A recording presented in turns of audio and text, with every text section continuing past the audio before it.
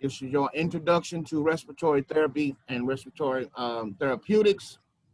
I've been doing this for a while now. I love respiratory, and I'm looking forward to you guys being productive respiratory therapists.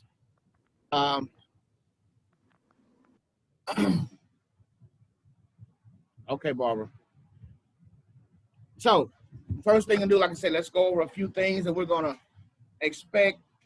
I'm going to be doing, again, recording the lectures every day.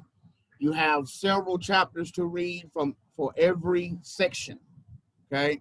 The sections are broken down as RT 210A, 210B, 210C, 210D, so on, okay? Go all the way to J. Every different module will have several chapters to read from different books. When they let us know what day you guys are supposed to get, either today or tomorrow, you'll be here on campus to receive your books, all right, like y'all gotten for any other time. You'll have several books. You'll have a stethoscope, a pulse oximeter they will give you, and you'll be expecting a lab book, all of that. You'll be expected to have those with you during class, or if you're at home, you need to have them out. Because a lot of times I may ask you to read from a certain part of the chapter. I may ask questions from that part of the chapter, and you have to stay abreast. This is the foundation of you becoming a respiratory therapist. Now, I don't knock gen eds because those are hard courses at times, but this ain't gen eds, okay? This is far more arduous and far more time consuming. That's why I try to send you out those emails letting you know, hey, this, make sure you make arrangements with your daycare, your job. I know how COVID has affected things. I have 8 children. I have a wife, and I still have to do what I have to do. So when I was in school, I had 3 children, and I worked and went to school. I understand. You can do it, okay? I was a single father, so it can be done. Now, I'm not saying that, things don't come up and things, have issues. As long as they're infrequent and you have documentation and you let me know ahead of time, not at the last minute. When something's going on, I'll try my best to help you out. Like I said, I want everybody to succeed. But I don't want you to go into this with the feeling like, I can just memorize a few things, pass the test, and go on. You have to be able to link each module with the last one, okay? Questions that you have on 210B, which is cardiac A and P, you will have those questions as well as the ones for this first section that you're about to do, which is respiratory measurements and terminology. So it may be some questions from the last one on the next one, or you may be all the way down to G, G, and you have to answer questions from A, okay? You have to go back and study each and every one. Now, I have a little trick for you to learn those things. I'm going to teach you the material, try to make it fresh as I can. But like, say we're on RT 210C, okay? And we're learning about pulmonary mechanics, the volumes of the lungs. And that day that it's Monday and I'm studying that. We just got through with that class and I'm about to study. I'm going to study for a while, C, then I'm going to go back to every Monday, go back to A and look at a little bit of that. Every Tuesday, study what I'm studying, then go back to B. Every Wednesday, study whatever I'm studying, go back to C, right? So every Monday is A, every Tuesday is B. That will be a way to make sure you cycle through these modules and keep them fresh on your mind. Now, let's go over the syllabus. I'm going to share the syllabus with you. All right. Syllabus starts today, session 1, 2, 10, 12. Can y'all see my screen? Okay. 10, 12, 20. RT 210A was the orientation. I will talk about the history and the scope of quality respiratory care and measurements. Notice, Egan's is the first book. This Egan's is the main respiratory Bible that you're going to have. Egan's, okay? 3-book, thick book, but this is Egan's. This happens to be the newer edition, so this is the one you guys are going to get. I also have the older edition. My last course had a couple of repeats, so they had the old edition and not the new. So I had to, the same stuff, just maybe a different page. But everybody in this class should be getting this new book. Notice it says read chapter 1, 2, 3, 5, 6, and 16. That's from the Egan's book. Then you have another book called the CARC book. You want to read chapters 1 and 2. Right? Homework, which I will be giving out a packet. You're going to have the whole packet. So the homework for 210A, the homework for 210B, the whole for 210C, and so on. You'll already have it in your possession. Okay? So you need to make, when you get your books and everything, make sure I give everybody a copy of that because I don't have it in digital form. Because how we do that one is, the way COVID has kind of sidestepped us, we use homework not only for a grade, but for your attendance, okay? So even if I'm looking at your smiling face today, and you don't do the homework by midnight tonight, that's an absent. Because I have no way of, I have to have physical documentation of you doing something in Canvas in order to be present, okay? Because they go back and say, well, she didn't turn these, or he didn't turn these days in, how you give them credit? Well, he was here, well, how'd I know that, right? That's what they will say. And so they have to keep a track of the students' progress and making sure they're doing something each and every day. Sometimes this attendance may be your name, you are an RT student, yes or no. And you click yes, that's your attendance for the day, okay? It's not always gonna be a lot. But since we have homework, we have each module has about 3 or 4 homeworks. Some of them are 5, like homework number 1, 2, 3, 4, and 5 for this first one.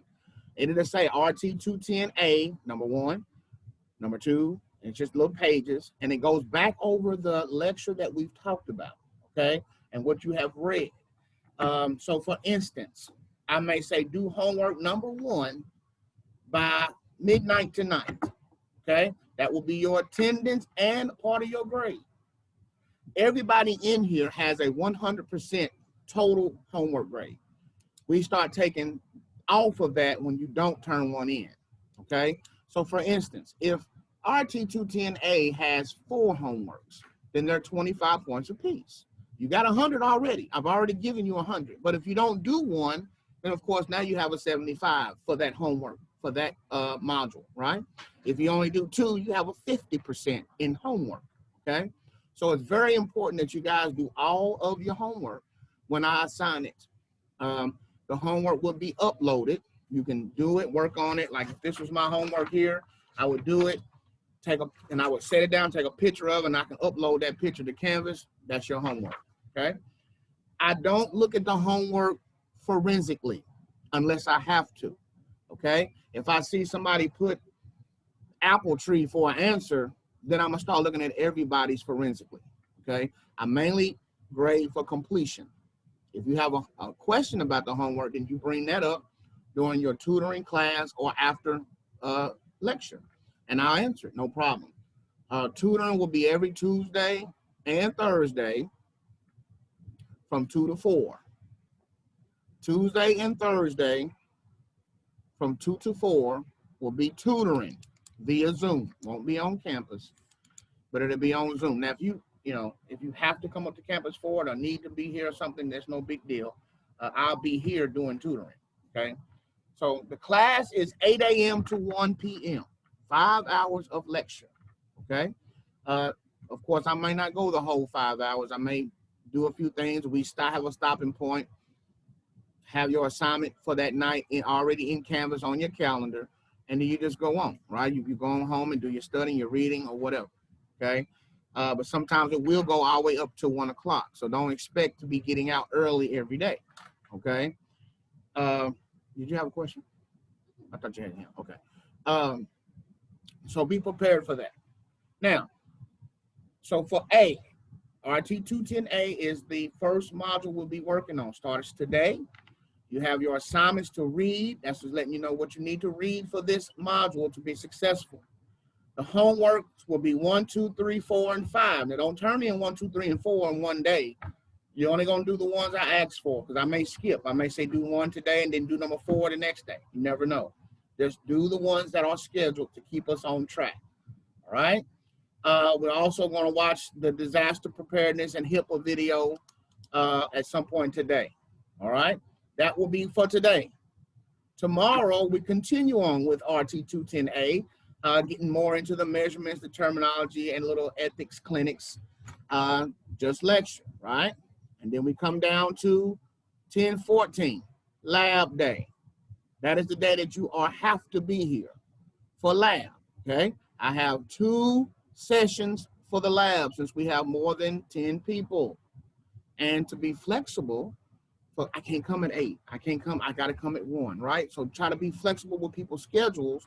The lab day will be 8 a.m. to 12 and then 1 to 4, okay? You can come at either the 8 to 12 one or you can come to the 1 to 4 one. Now, the lab book, you have to complete these pages right here where my arrow is on lab day. So we don't have a lecture that day. You're just gonna get up and come to lab, either at 8 to 12 or you can come at 1 to 4, whatever one's more comfortable for you. But when you come, you need to have page 36 and 37 in your lab book in your hand. It needs to be complete in order to check off in my lab, okay? So it's right here in your syllabus. You don't have the lab book yet, and we're gonna be lenient because if they take forever to give y'all books, I'm not gonna expect you to know the information if they don't give you the book. But this first test is primarily off the lecture, okay? Because there's always a gap in the day of the books, okay? And then some people not here and all of that, but you have to be here. When I tell you the books will be here on a certain day, you need to come up here and get them, okay? Because you're gonna be responsible for the information past that day, all right? And so that's how that works. So after the lab day, you'll bring in those page 36 and 37. The lab book will encompass, let me see if I got my lab book. The lab book will encompass all of the checkoffs, okay? Each checkoff has to be done for each unit of respiratory. So RT210A has several lab checkoffs that must be complete in order to go to RT220. Lab is pass or fail. It's not A, B, C, or D. If you don't get all your labs done, you repeat 210, period. Okay? And the reason why we say that is because a lot of people, I can't come to that lab day, and so I got to try to make up a lab day and all that. But you can understand if I have 5 different people trying to make up labs and you have these 2 and this person has these 2, it's no way to do that. It's no way to make up all those different labs in one day. So you need to be here on these lab days. That's why we sent this out early so that you can make arrangements. Now, we will have some makeup days, okay? We'll have a couple of makeup days for you just in case you couldn't come to one or something happened, be able to make up a lab or 2 as we go on. Also, we might have a couple of lab day makeups after the final exam, because if you don't pass 210 and you still have some labs out there, there's no need for you to come and make them up because you're going to have to do them again anyway. All right. So that's why we put a couple of makeup days after the final, because some students are not going to pass. Okay. It's just evident. I've never had a 210 class where every single one passed the first try. And it's okay because RT210A and RT210 and 230 are the hardest ones. Those are the ones when 230, you introduce the ventilators, and most of our students, if they trip up a little bit, they usually trip up in RT210 or 230, okay? Because 210 is giving you a brand new information about the human body and the respiratory system. This is not breathing treatments, okay? 5% of what you do in the hospital will be breathing treatments. 95 will be actual ICU therapy, therapeutic bronchial hygiene, understanding the physics behind the body, the blood gases, the chemistry of the blood, understanding the volumes and what does that do to our CO2 and our oxygen status, our pH, our bicarb, all kind of stuff, okay? This is real therapy. You will leave here as a respiratory excellence. You have a registered respiratory therapy degree. You'll get your license in whatever state in the United States you want to work in. And you will have a degree, associate's degree and applied science. And you'll be considered respiratory excellent by the National Board of Respiratory Care. You can teach anything respiratory once you have that degree, okay? It encompasses a lot, all right? So for instance, so that's that first lab day there, 8 to 12, which will be the hand hygiene lab. And what it says, page 37, that's the last page there that I will go and check off. Now, when you come to these labs, you need to be prepared to be checked off with minimal instruction, because you have the whole lab book chapter to look at, okay? Because you're going to be looking and studying that and answering the questions. Then when you come to lab, I shouldn't have to introduce it to you. Now, I'm not going to say, okay, there you go, check off. I'm not going to do that to you, right? Minimal instruction, okay? I'll show it to you, and then you should be able to say, okay, this, I asked a few questions, boom. Hand washing lab is the easiest one, okay? This is really redundant, but it's in there. All right, so Wednesday is the lab day. Check you off, go home and study, because Thursday is an RT 210 exam. You will have your first exam this Thursday for the first section, which is A, and all that's in it, okay? After we do A, we're going to jump right into B, which is cardiovascular A and P. And these are the chapters here that you're responsible for this section, 10, 13, 16, 17, and 18. You'll have a SEALS book, which you look at page 1, chapters 1 and 11, and then CARC 3, 4, 7, and 11, okay? Homework is 1, 2, 3, and 4 for this section, for B. So RT 210B will have homework number 1, number 2, number 3, and number 4, okay? So those will be 25 points apiece. When there are 5 of them, there'll be 20 points apiece, okay? 100%. Then we'll go over some of that, we'll lecture, and then, yes, ma'am.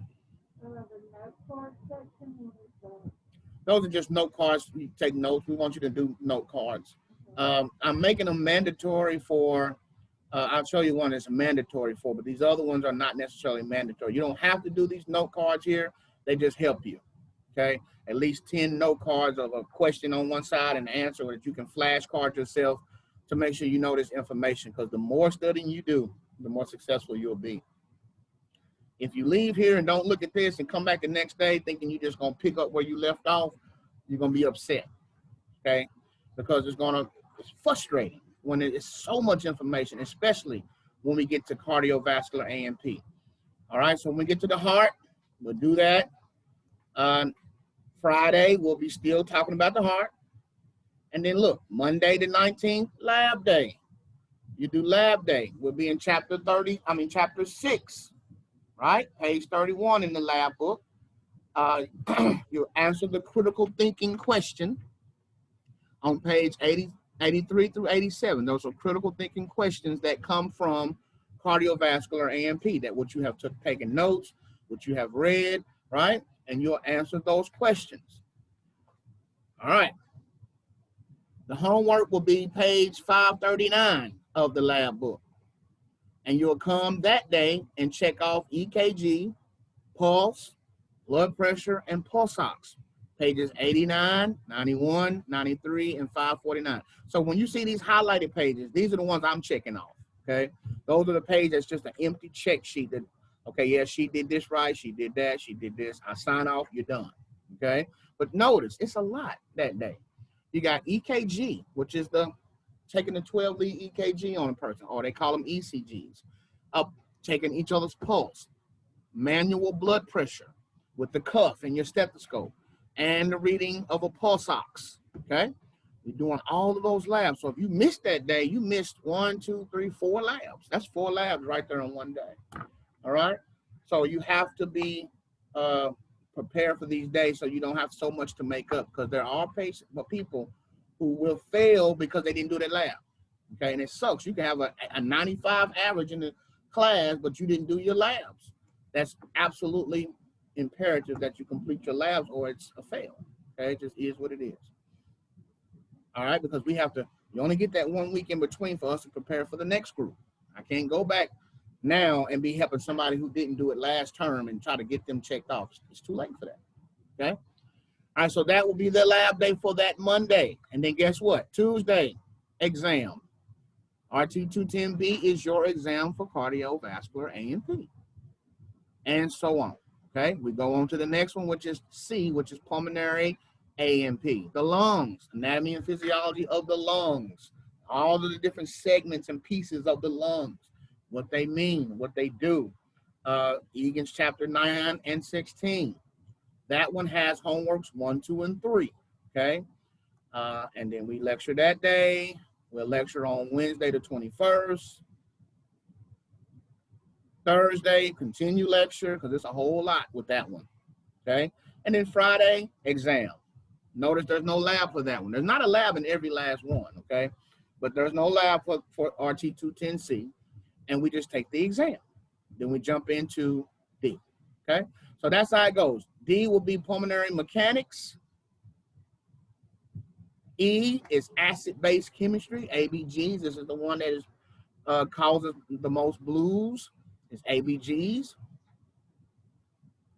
After ABGs, we'll have F, which is gas physics. We're talking about the different gas laws and the cylinders. How do we measure how long oxygen is going to last in a tank, right?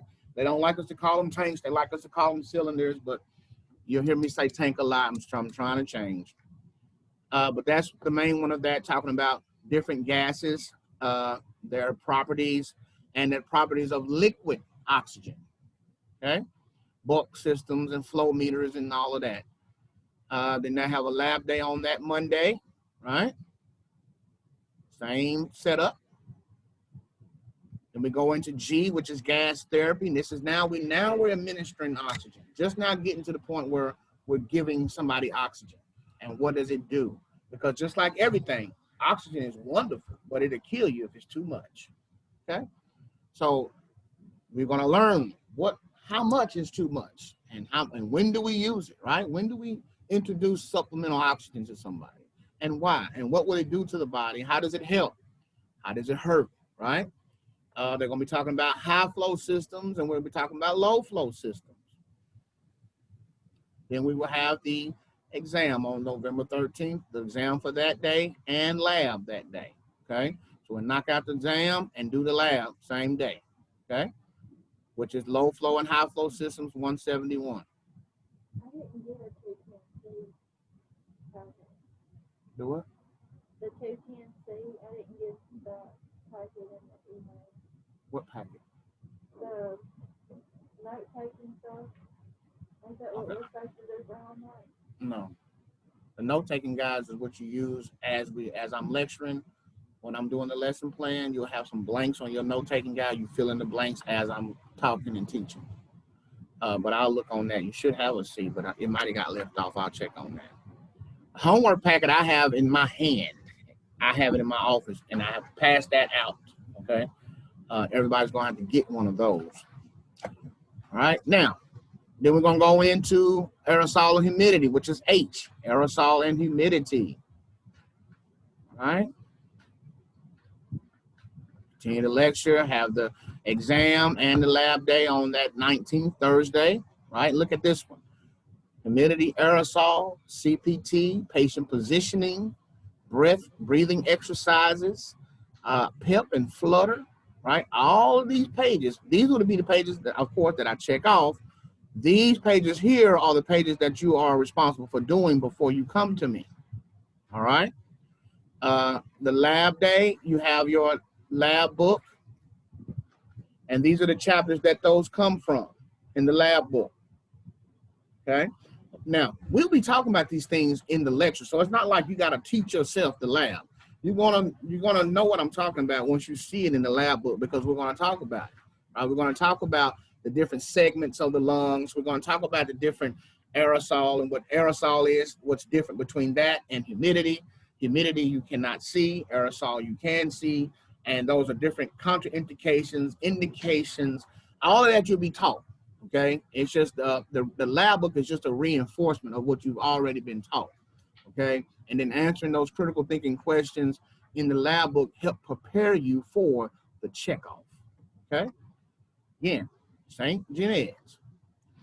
Then the other booger is pharmacology, RT210I, pharmacology.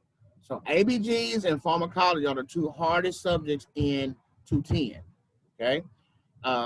ABGs, because those arterial blood gases, you guys are going to be sticking people in their artery, getting some blood out, putting it in the machine. It's going to give you some numbers.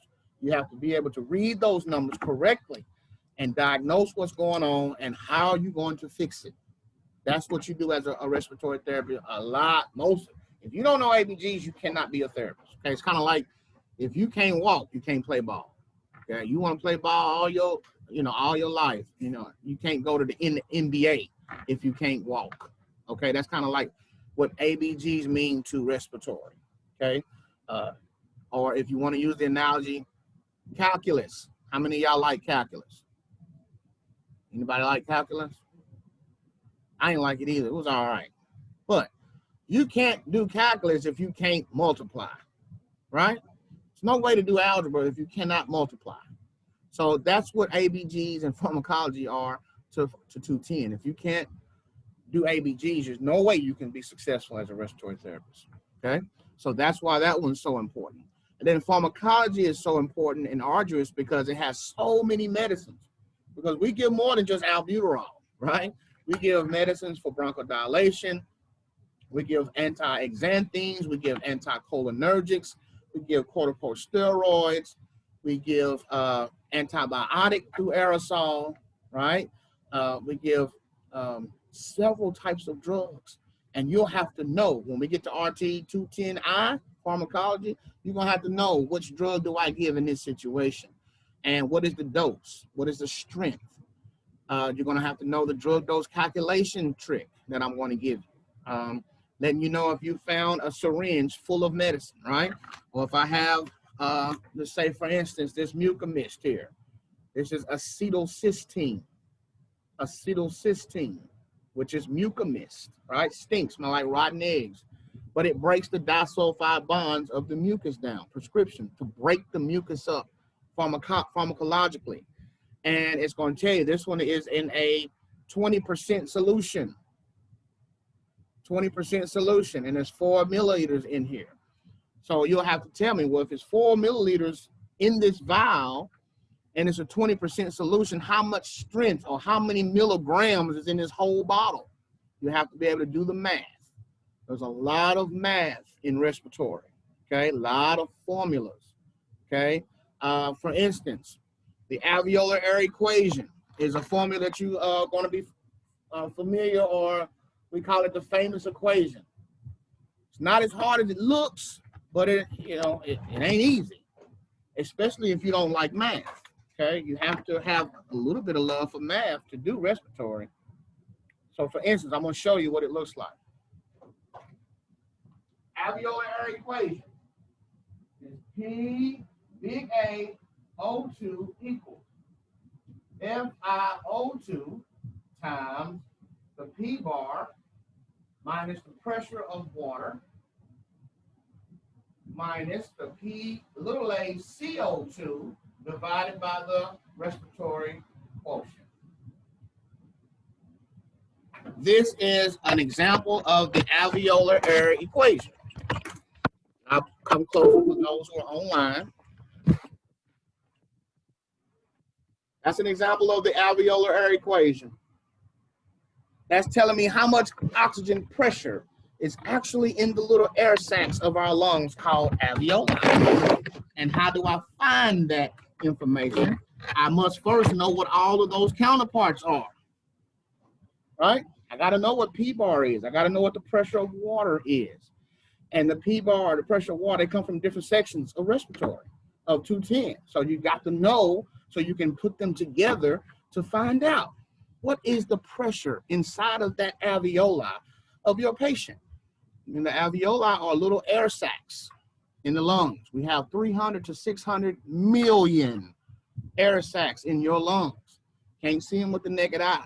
And that is where the magic happens. You're going to hear me say the magic. And that is gas exchange, okay? That's where the oxygen goes into the bloodstream and the carbon dioxide goes back into the alveoli so we can blow out the CO2, okay? We breathe in oxygen, we exhale carbon dioxide. Carbon dioxide is the waste product of metabolism. So when you're living, you're moving and doing everything, your body's burning oxygen, burning sugar, carbohydrates, right? And it's producing carbon dioxide. It can't stay in the body.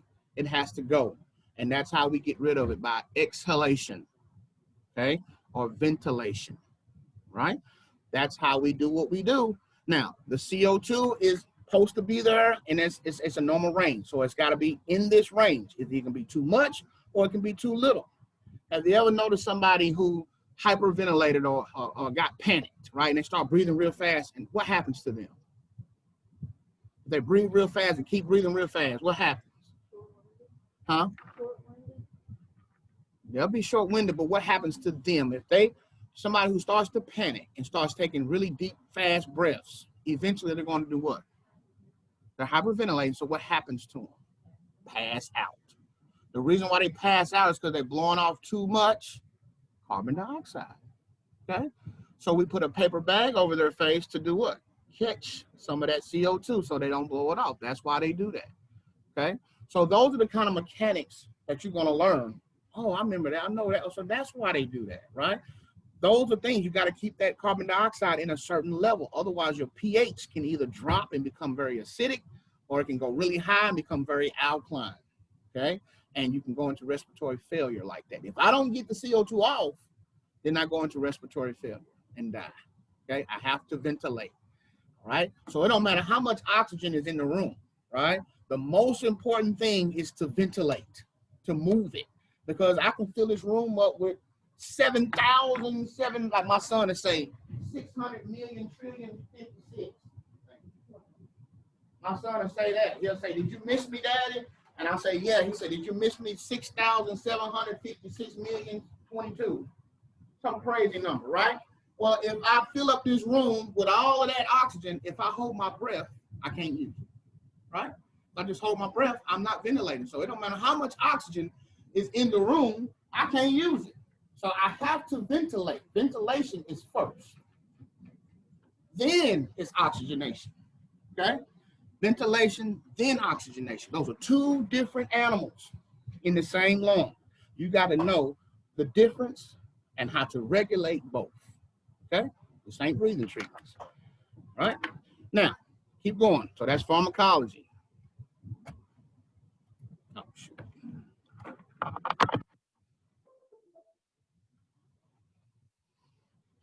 After pharmacology, we'll take the exam at 8 a.m. and then the rest of the day will be lab from 9 to 12 or 1 to 4. The questions of the exams are only 20 questions. Sometimes it might be 25.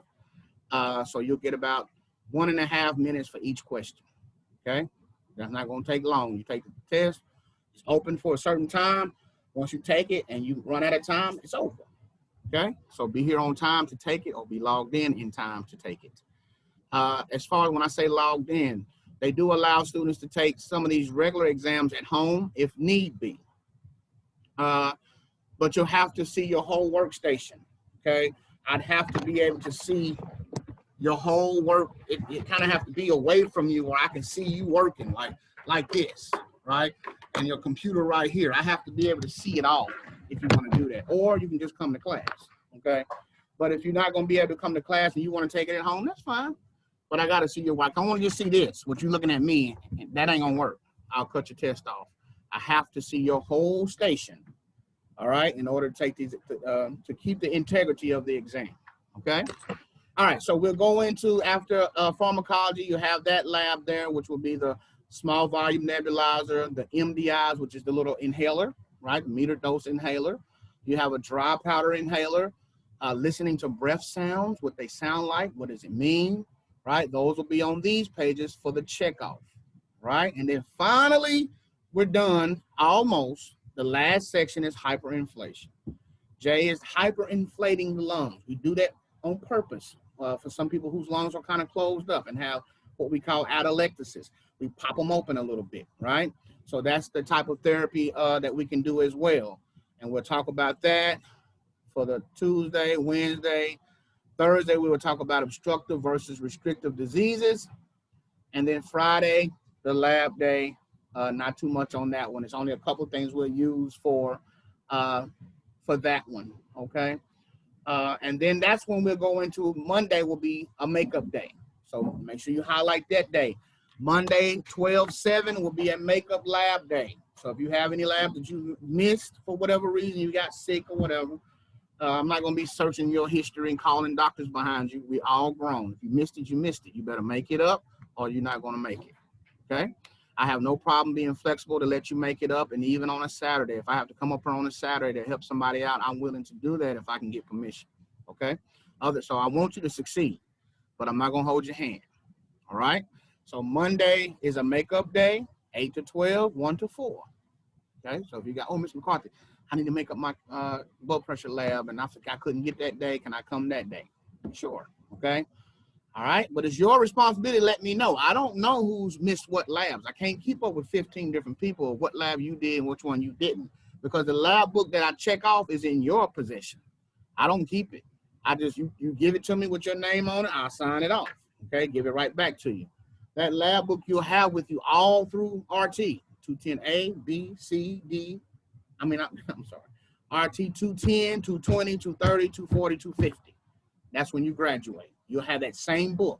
And by the time you get through 250, every one of those labs will have been checked off. And the PD will check them to make sure you've done them all. And if you've done them all, then hey, you can sit for your final exam. Okay? If you haven't done them all, you can't take the test. You have to be trying to track down there your instructors. Can you sign? You remember I was here that day and all that. And that's gonna be hard to do. It's your responsibility to get it done. Okay? Tuesday, also a makeup day. I'm giving 2 whole days, the 7th and the 8th, for makeup labs. Okay? Makeup labs. Because on the 9th, we're going to start reviewing for the oral and the final. You guys will have 2 final exams. You have a written final exam and you have an oral final exam. Now, for the oral final exam, you can either be here or you can do it virtually. It's been virtual. The PD will send everybody an email for the signups, right? He'll say, okay, you can sign, you push the drop down button for 8 a.m. There's a drop down button for 8:30, and so on for the days. And you just drop down, now everybody's name will be there. You just click your name and that'll put you in that spot. So when he sends that out, make sure you sign up for it because it's first come, first serve, and can do one at a time. So if you want to do 8:30, then when he sends out the email, select yourself for 8:30. Otherwise, you're going to be placed somewhere. All right. You never did respond. You never did, put your time in or whatever. All you had to do was open it up, but you never did. If for some reason you can't do it on your computer or your phone, you email me or call me and I'll put you in. Okay. To make sure you get in. But if you don't respond, then you get placed at a time. We'll email you and say, hey, you are on for 11 o'clock, such and such and such. And if you're not there, you're not there. Okay. Then after that, the next day is your final exam, which has to be here on campus. Everybody will be on campus to take the final exam. Okay. It still will be on the computer, but it'll be on campus. Okay. It's 100 questions for the final exam. The oral exam is 20 questions. Okay. Now, the way the oral exam works, we have these cards, these oral cards as we go on, I'll stop and practice them. If I do 210B, right? After we get done with that one, before we take the test, I may have some time to say, okay, let's practice some orals for 210B. And I just ask B questions. But all of the stack of cards have all of them in, the A, B, C, D, all the way to J, okay? And what it would do is help you prepare for the oral exam because these are the exact same questions. Right? The cards I'm going to be asking are the exact ones that you may see. All right. You pick 20 questions and you can shelf 3. All right. So if he asks, and it won't be me because they don't want us to be biased. So the instructor can't do the oral exam. You'll be getting questioned by other RT instructors. Okay. Or the PD or the director of clinical education. Okay. So when you get those, they'll ask you 20 questions. If they ask you a question and say, well, what is the normal blood pressure? And that's 120/80 millimeters of mercury. But if you don't know that, you can't forget it, you forgot it, say, can I shelf that one? Okay, sure, we'll shelf that one. And you'll keep on asking you till you get to your 20 questions, and then you go back to those shelf questions, okay? You still got to do them, but just give you a chance to go back to them, all right? Once you go back to them, you answer them. Either you do or you don't, all right? That's how that works. Now, grading. Oh, CPR is K. RT210K is just CPR, okay? There are no lectures for that one. You'll have a CPR book. There will be, when it's time, they will open up we'll open up the CPR BLS lesson. It's a video that you have to follow along with the video and answer little questions to make sure that you're keeping up with the video, okay? You won't be graded on those, but you will be graded on the BLS exam, either A or BLS exam B, okay?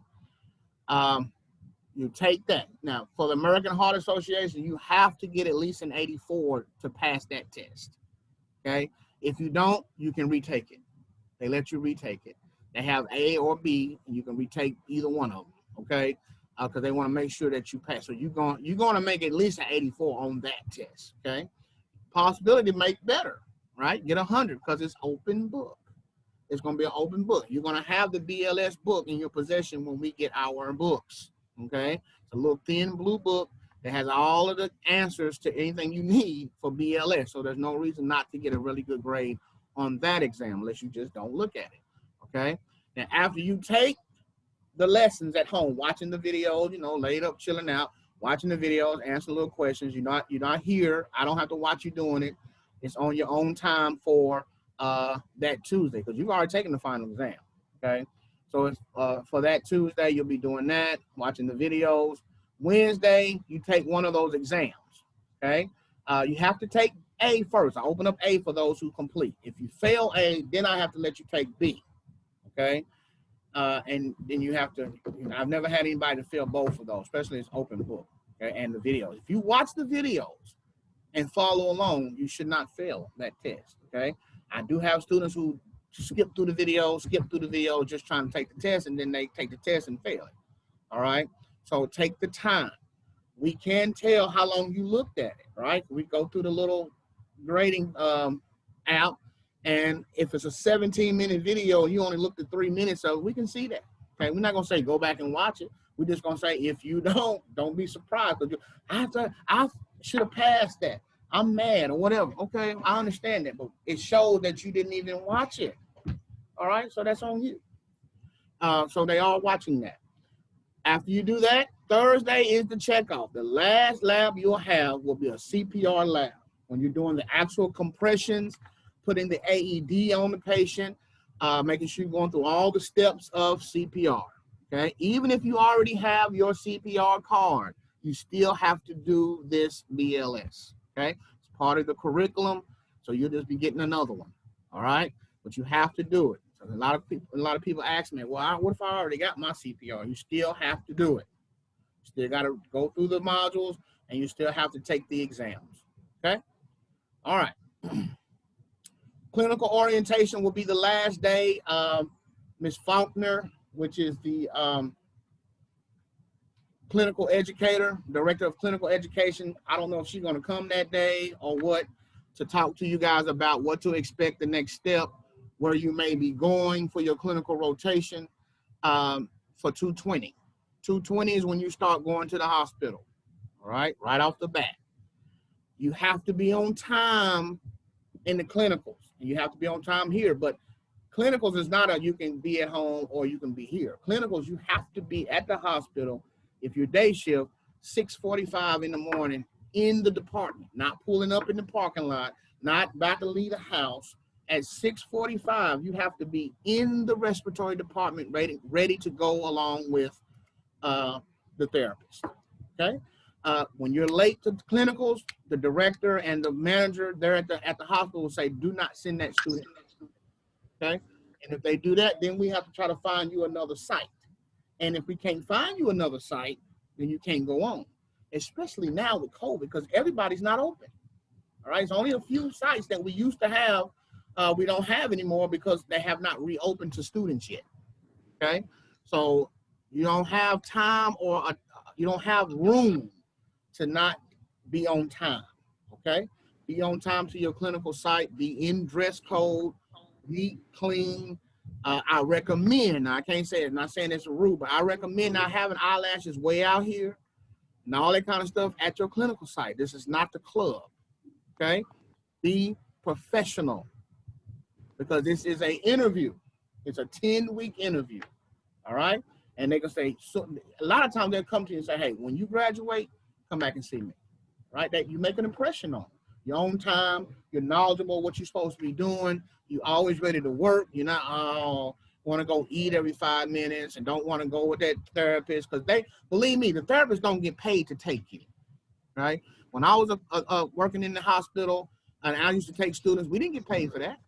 And actually you slowed us down, right? Because therapists have their own little, we have our own little system, right? And I got my little system, and I'm gonna slack a little bit, right? And I'm gonna do what I want to do, go eat and hide or whatever I'm doing. But now I got a student, I got to be on my P's, right? And so that's gonna slow me down. It's gonna make me have to do everything by the book for the student, right? And so, and I ain't getting paid. So believe me, any little reason for them not to take you, they're gonna use it. So be sure to be pleasant, be on time. You don't know it all, okay? Even if you learn something, you can ask them about, well, I learned this, because textbook and clinical are two different things, all right? You're gonna learn that as you go, but be positive and professional and on time, all right? Now, we're gonna take a break here. You'll have a 10-minute break or so every hour during this class. And then we come back, we're gonna talk about grading, percentages, attendance, all that kind of stuff, okay? So I'm gonna pause the recording here. All right, guys, we're back. Sharing my screen now with the syllabus. All right.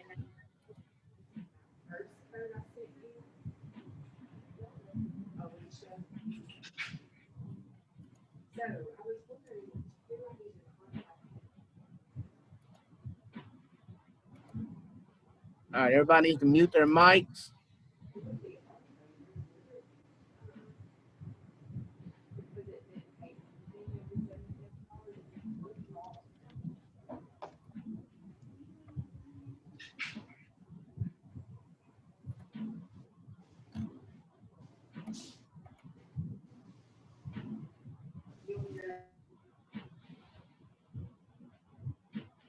All right.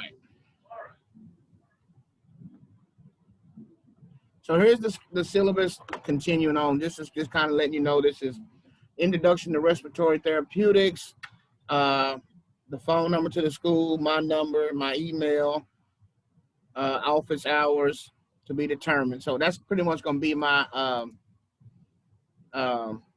tutoring hours, okay? So I'll go ahead and put it in here, Tuesday. Oh.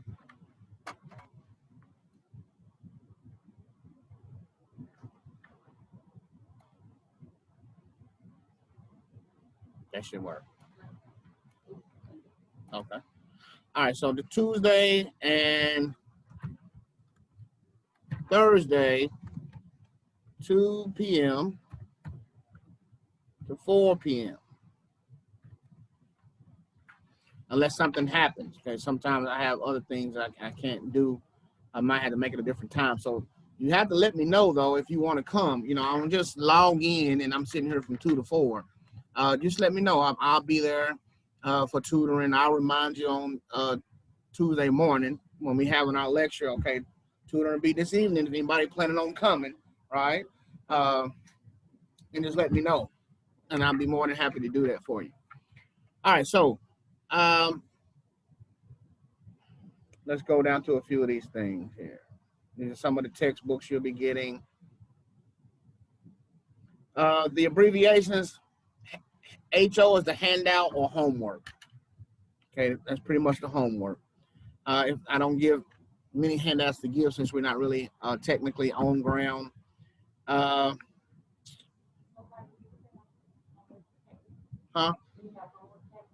Yeah, I got them. I'll give them to you. The ones that are here today, I'll give it to you. The tests and quizzes, your teacher resource.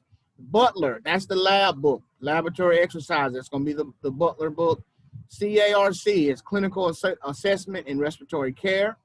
Egan's is the one I showed you. And then ESG is Fundamentals of Respiratory Guide. And the SEALS book is Comprehensive RT Examination Review. That kind of helps you all the way through to see what type of questions may be available or may be asked of you on the board exam.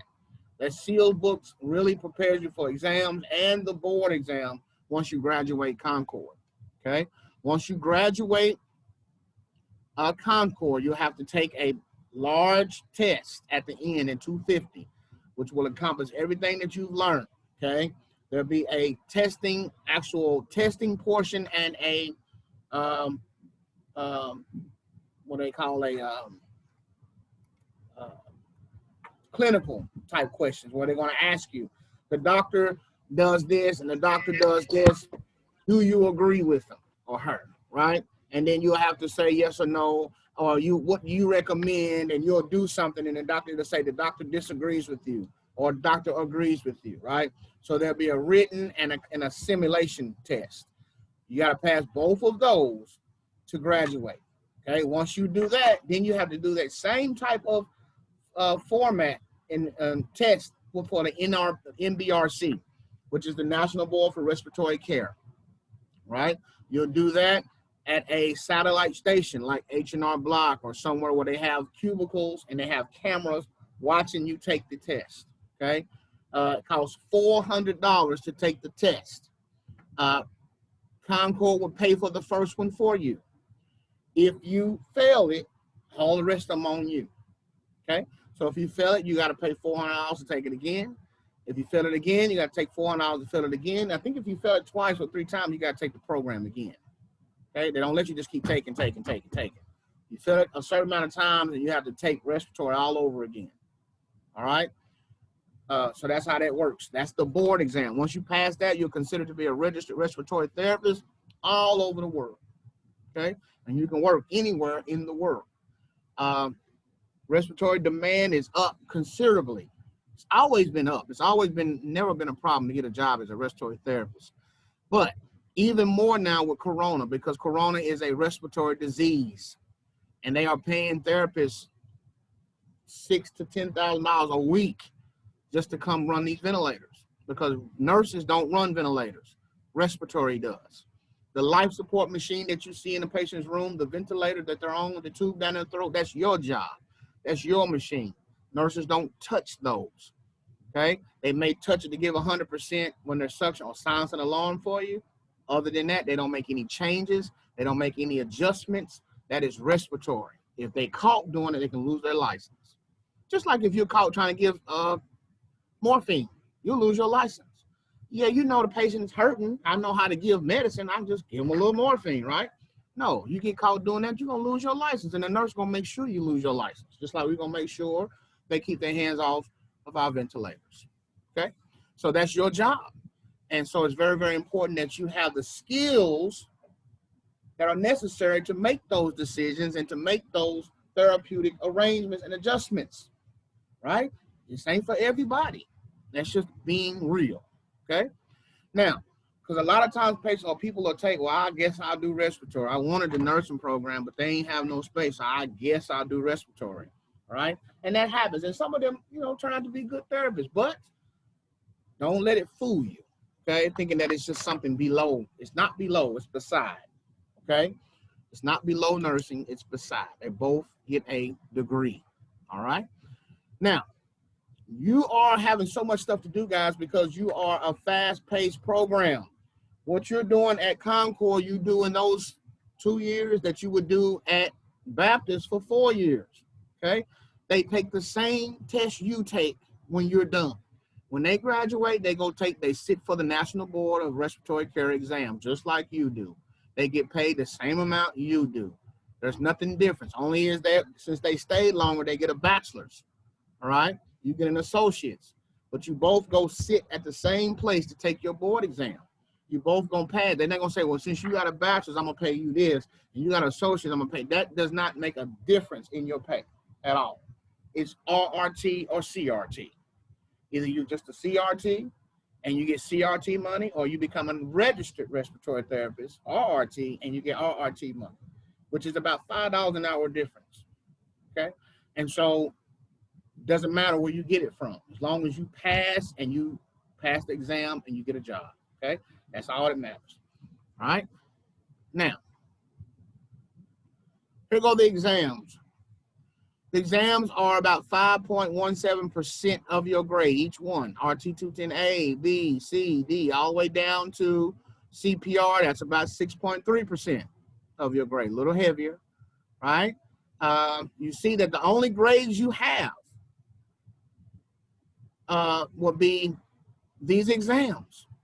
And then you finally do have a homework grade. And they say pass or fail, but we use the homework grade as a percentage because we give everybody 100%. If you don't do them, it starts knocking off ones for your actual percentage. All right. And so that's totally on you. So you already have 100 for homework, keep your 100. All right. Final exam or the final oral exam is 16% of your grade, and the final written is 26%. Right? They're very, very heavy. Guys, you can do fairly well all the way to the final, and if you bomb the final, it's going to take you out. It's so heavy. Or you can do fairly well all the way and then bomb, do great on the final, and it brings you way up because it's so heavy. Okay? So it's very important. You don't want to get 75, 75, 75, because 75 is what passes you, right? If you take the exam, a 75 is passing. 74.6 is failing. We don't round. We do not round, and we do not retake. If you fail the test, you failed it, okay? So shoot for 100, and if you get a 75, you passed. But if you get 75, 75, 75, all the way up and then bomb the final, you're going to fail, okay? You got to stay on top of your game all the way through. Utilize your technology, utilize your tutoring, utilize your resources, okay? You got to do that. You can't just listen to me and think you're going to pass the final. You got to listen to me, the lecture. You got to read the book. You got to get in the material, take your notes, highlight, whatever you need to do to make sure. Study groups, get in groups with each other if you need to, and study, right? Get you a partner or somebody that you can study with and do that, okay? That's how it rolls. Set less than 75 fails, okay? So that's the grading scale there. Bottom line, all you need to know is that a 90 is 100, an 80 is a B, and a 75 and up is a C. Less than 75 is an F. Okay? All right. Makeup work. If you miss an assignment, if you miss a test, it's a 0. Unless you have some kind of documentation, right? Your child had to go to the doctor, or you were in the hospital, or something happened, right? As long as it's substantial and not frequent. Because if your doctor or your child got to go every time it's a test and you got documentation, they're not going to keep taking it, right? You don't need to be in a program if you have that much obligation outside that you got to miss every single test. It's not going to work like that, all right? It's got the policy says infrequent and substantial documentation, third-party documentation saying that yes, she or he was out, and so we'll make up, let you make it up. But when you make it up, you can only get an 89%. Okay, so when you take a makeup test, the highest you can get is 80. Even if you got 100, you can only give you an 89. Okay, because it's compromised. Once you take it, it's now been compromised. Okay, all right. I try not to give zeros and stuff. I did this, the what you call it one, but I'll send this one too. I don't think it was attached. Tutoring, of course, I'm giving the tutoring from Tuesdays and Thursdays, 2 to 4, but tutoring is always available to from any instructor. If you can't meet the Tuesday, times that I'm doing it, and you think, wow, I really can't do it those days, I really need to do it on like a Wednesday, then you can call the PD, and the program director will arrange a tutoring with either himself or somebody else to help you out. Will always be an open hand here, okay? We want everybody to succeed. Believe me, this is not a doom and gloom and type of message I'm trying to give you. I'm just trying to be real with you. I'm not going to play with you, not going to sugarcoat. This is not an easy course, but it's rewarding. If you pass through and you are able to get somebody breathing and talking again, there's somebody who's not talked to their loved one because they had a trach in their throat for 2 or 3 months and their family has not even heard their voice in months, and you have in a position where you've weaned them down, you've taken the trach out, patched it up, right? All your therapy, and then they finally able to tell their loved one, hey, baby, that is one of the most rewarding things in the world, right? Because I work also, I'm still at the bedside in the ICU and the LTAC. And so when I see that, when we wean patients off the ventilator, we wean them off the trach, right? And they, by the time they get to us, maybe they got shot or had a car wreck, they got intubated, got trached, and having talked all through that, they got transferred to the long-term care facility where I'm at, and we start weaning them, getting them off the machine, finally getting the tube out, then getting the trach out, stuff like that. And then they finally are able to say something. So when their family member is sitting there and they haven't heard your voice in 2 months, imagine if you ain't heard your mama's voice or your husband or wife or whoever voice in 2 months, and then finally they take it out and they looking around and they say your name. That's rewarding, okay? Or they come back to visit you because, you know, they were on death's door and you brought them back with your life support training and all the things you've done. You and the nurses and the doctors are a team, and we brought them back. It's very rewarding to know what you're looking at. When you go in the room and see all these numbers on the monitors, you know exactly what they are. You know what's going on with their patient's body. You know what's going on with their health. And you take a part in fixing that. As you go on, it's going to get way more deep. Okay, this is just the foundation. I'm going to give you a solid foundation to build your respiratory counsel on. All right? But it's up to you to take it. It's up to you to take it in. All right? Now, so that talks about the classwork. Exams got to be 75% or higher in its virtual testing protocol. That means I'm going to be watching you take the test. Not only me, but CSC and people higher above can go back and be looking at this stuff. And if I'm letting you take tests and you're not being seen, then if you are cheating, because people cheat, right? That's just the bottom line. If you're looking only at me and I'm looking right over here, I can't see that. I don't see you on your phone right here going through your pictures that you took pictures of, right? I don't know that. And if you do, yeah, you get the good grades. But when you get to the board exam and they watching everything and you don't know none of it, that looks bad on the institution. How did they get A's all the way through, but then can't even get a 60 on the board exam? Makes no sense. It's going to be obvious that you cheated. And then you're going to pay all that money and never become a therapist. And then you have spent money taking the test and the $40,000 or whatever it is to take this program. That's money down the drain. If you fail, you don't get money back. Money gone. So it's on you to take responsibility, the tutoring, everything you need to do this. Okay? Even more because it's a fast-paced program. It's not slow. It's fast. Everything that they do at Baptist, you're going to do here just faster. They got the same books. Okay? The requirements here, you can go over that, the smartphone camera, tell you how to make sure I can see your area. They talk about make sure it's fully charged. You know, every time you take a test, your phone go dead and all that. You know, nobody going for that. The workspace rules, how it should look. Nobody talking and TVs and all that stuff going on in the background so we can hear. All those things. And if you don't know how to do all that, you can come to class, right? Come to class, take the test, and be do with it. Let's see here.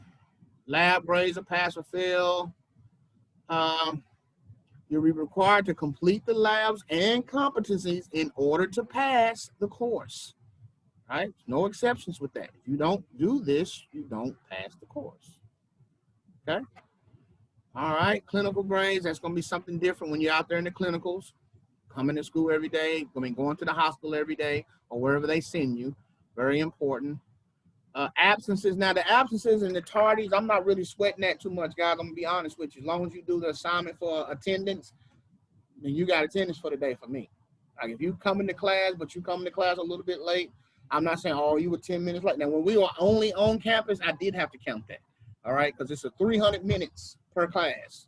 And if you were 30 minutes late, that's T minus 30, right? And that takes off your percentage. But now that we are a hybrid system, I'm not taking for every time. If you come to class or you log in late, because it's being recorded, first of all. If you don't show up at all, that's your business, right? As long as you do the assignment for attendance, then you got attendance. But if you don't show up and you don't pay attention, you're not going to pass the class. Okay, you can be here every day and fail.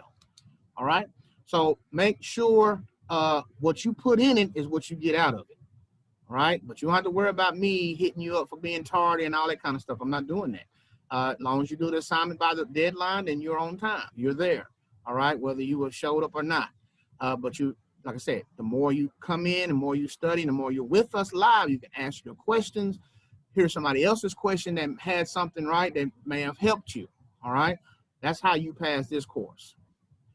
So don't worry about the excessive absences. But if you don't do the assignment, you will be absent, okay? And so you get to more than 20% of the total scheduled time can put you in different problems. Like you can get attendance warning, you can get attendance probation. Now that's 20% of your clinical or externships, and 10% of class within the grading period for programs that include clinical hours. So for you, it will be 10%. So if you guys miss 10% of this class, when you go to 220, you are on warning. If you miss 10% of that class, you go to 230 on probation. If you miss 20% of that, 10% of that class, you are withdrawn, okay? And there ain't no, well, let me see that, none of that. You're gone. They give you plenty of time.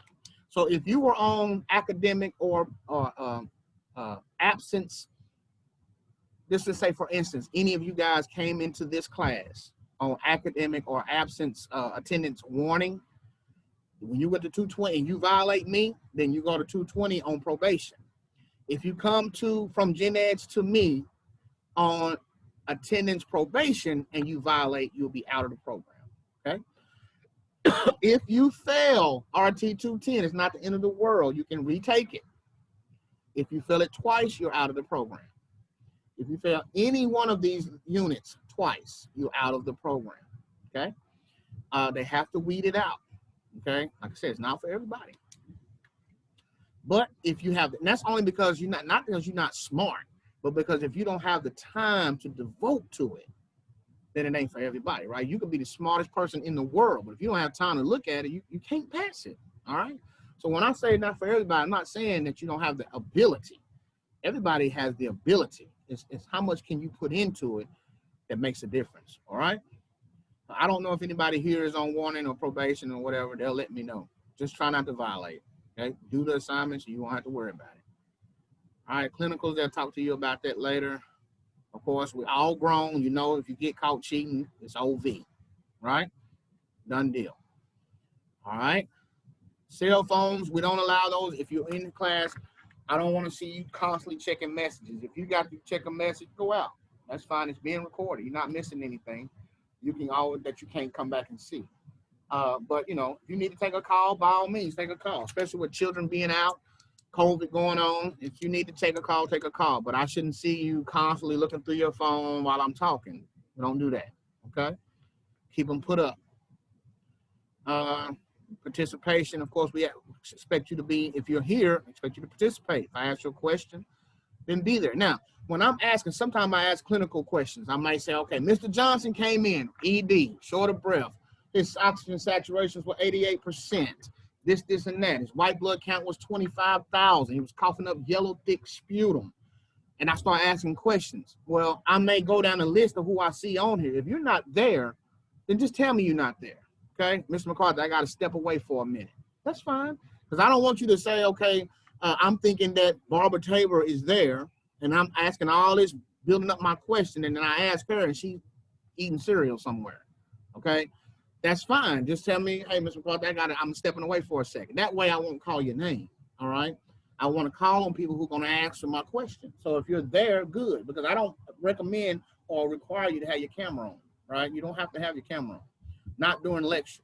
But if you're going to step away, you can put it in the chat. There's a chat function here to just say, hey, I'm stepping away. And it'll pop up on my screen that such and such a person stepped away for a minute. Then when you're back, hey, I'm back. I don't care how long you're gone, all right? Because your attendance depends on the assignment that you do, all right? So don't worry about that, but just let me know. Okay. All right. So that's that on that. Now, you guys already know about dress codes and professionalism and all of that. We talked about the nails. When you come to lab, you cannot have these overlays and these fake nails. Can't have that in the lab, guys. Your hair has to be natural hue, okay? So not bright red and bright orange and blue. That's not natural hue, okay? It don't have to be your natural hue. It just has to be a natural hair color, okay? Your fingernails have to be natural fingernails.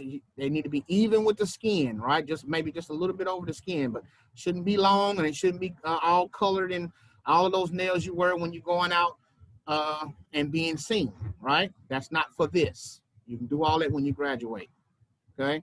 But for here, if you don't have those things, they may send you out of the lab, okay? And you go home. You miss that lab because you know now before we even get started what's required, because those type of things can cause disease and carry bacteria to your patient, all right? And that's not professional. We don't want that. All right, so let's get it. It's 9:30. We're going to get into the first module. Now, let me share my screen and show you how we look at these modules. Share screen. All right, so the modules look like this, guys. When you first come to the course,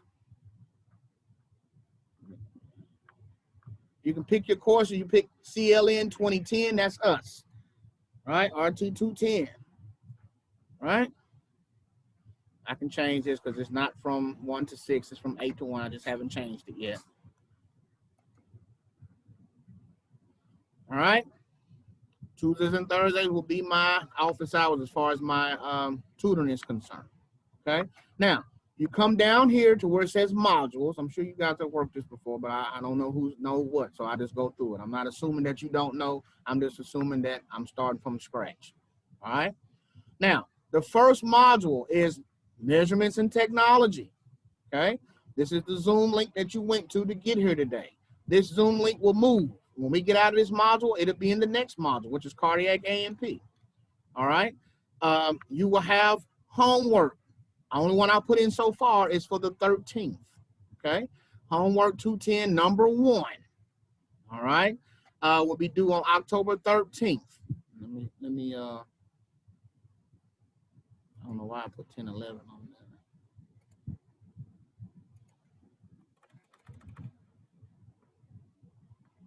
All right, homework number 1 for RT 210 will be on the 13th. The reason I did that is because you don't have your stuff yet. So I was going to give you a chance to get it first before I start assigning it, right?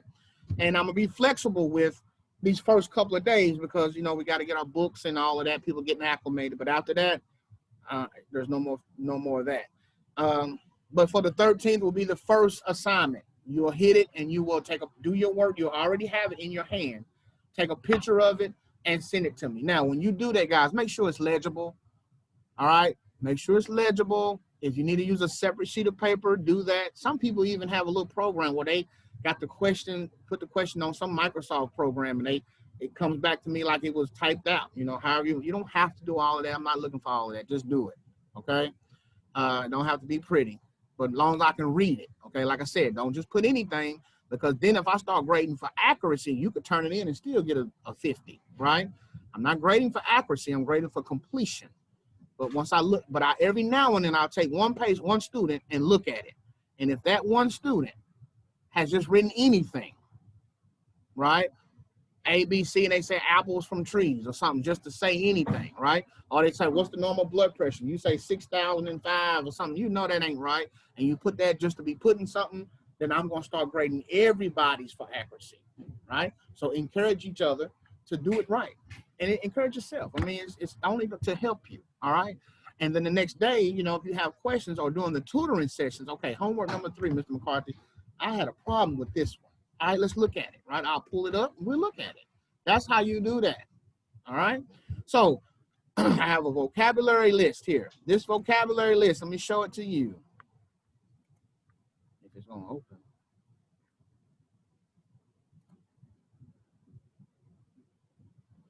This is the vocabulary list for 210.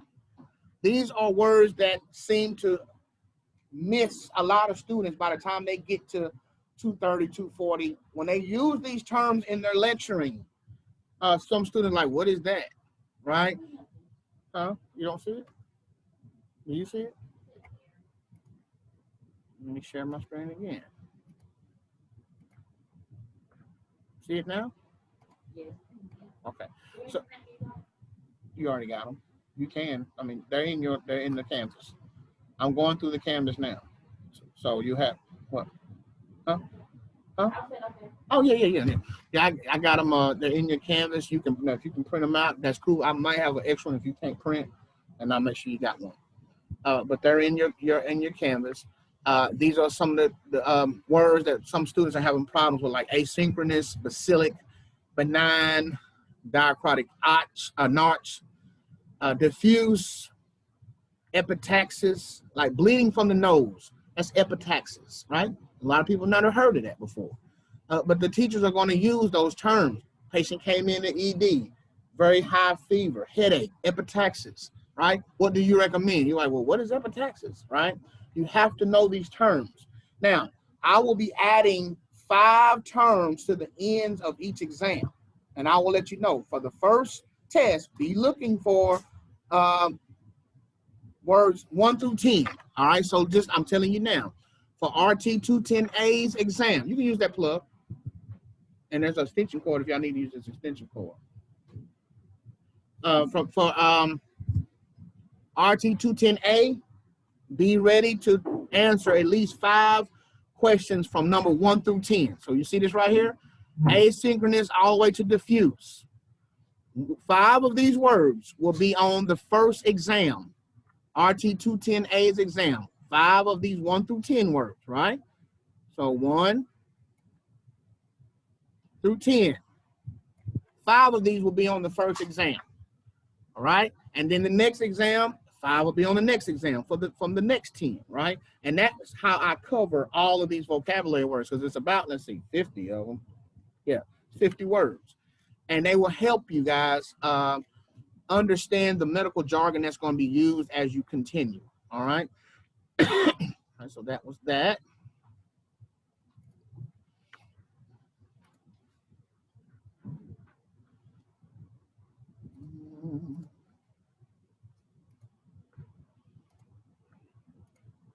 All right, go back to my module.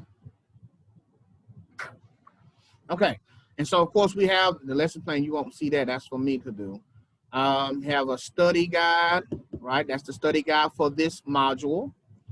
The RT 210A note-taking guide. So this is the note-taking guide here for you guys to open up and you can print it off. I also have note-taking guides in my possession with the homework, okay? So on the next break, I'm gonna go to my office and get the note-taking guides and the homework. For those who are here, I give it out to you. For those that are not here, you need to be here tomorrow, at least by tomorrow, to get it, okay? Because it's actual hard copy. That'll be the only time you have to get something from me will be that, all right? Everything else will be digital. Then I did the Welcome to 210 video. I sent everybody, told you to watch that. The difficult patient spoof for HIPAA. We'll watch that and do the HIPAA stuff today. And this is the exam. You see it's closed. It'll open up on the day of the exam. All right. So this is the module. The rest of these will be closed. The next one is RT 210B, which is cardiac A&P. C is pulmonary A&P. D is pulmonary mechanics. Then we have acid-base chemistry. And some of these lectures are still in there. These are my live lectures from last time. I'm going to erase those. Gas physics and laws. Then you have medical gas therapy. Humidity and aerosol therapy. Pharmacology. Hyperinflation, with the restrictive and obstructive in it. And then the final exam practice. We give you oral and final exam practice. We'll be, just reviewing and going over some things and giving you some study guide. Look at all these study guides. Study guides are all in here. A through C, D, E, F, G, H, and I are here, right? Any kind of study guide you need to go back and get, you can always go back and get it. Then the final exam, of course, is here. This will be the final written exam.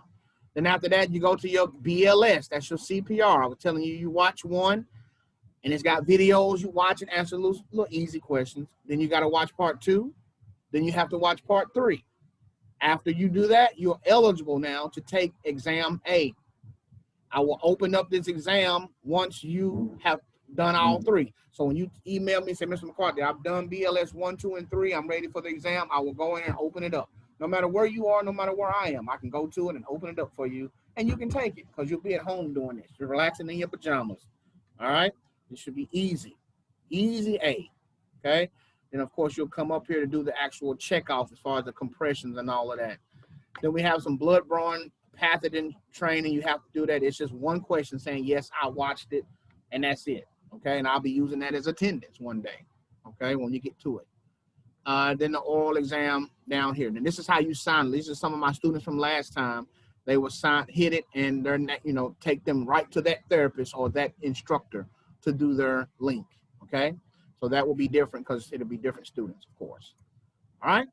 So that's how it looks. So now we're going to go into the, what I'm going to do is I'll take a break now. I'm going to go ahead and take a 20-minute break, go to my office, get those paperworks for you. And then we're going to come back and get started with respiratory terminology.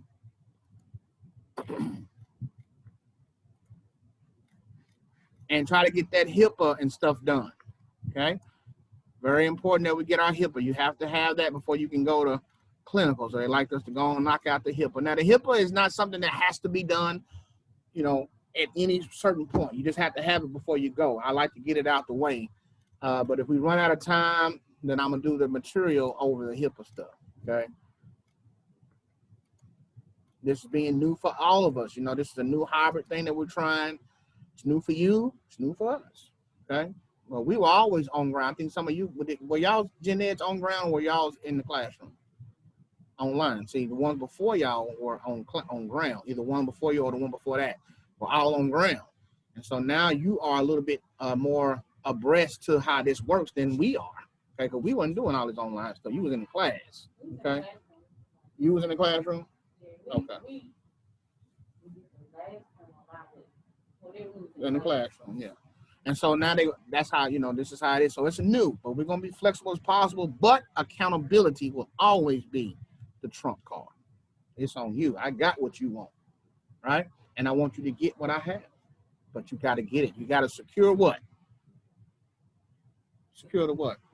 All right. All right. I can't secure it for you. So I'm going to pause this recording now, take a 20-minute break. It is 40 after, let's just say it's 45 after.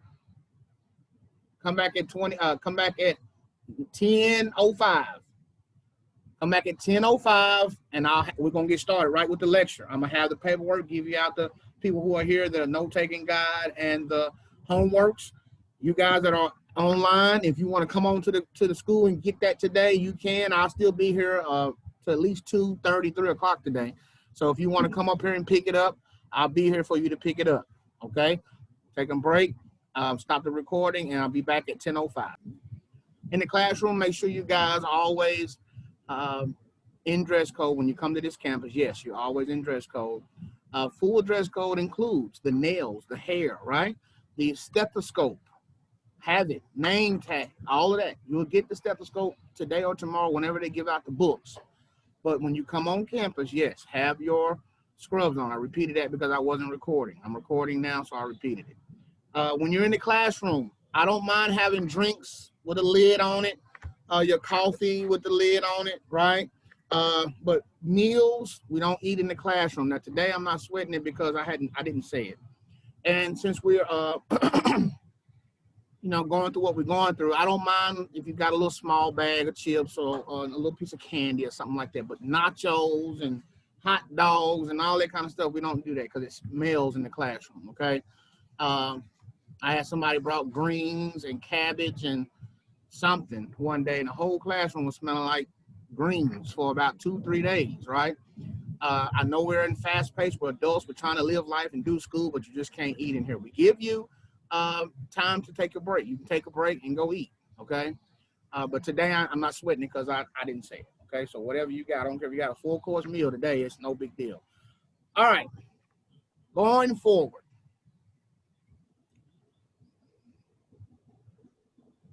I hope that answered anybody's questions. Anybody got any questions before we get started on either, what we've talked about thus far or what you're supposed to do and stuff like that? Any questions? You can type it in the chat to me, or you can type it, say it out loud. The scrubs are here. So when you come get your packet, you can get your scrubs. Okay? Scrubs are here in the front in the conference room. Now, this is what they look like, the packets. This is the note-taking packet, which is in your Canvas. You can print it off yourself, or I have hard copies for you, okay?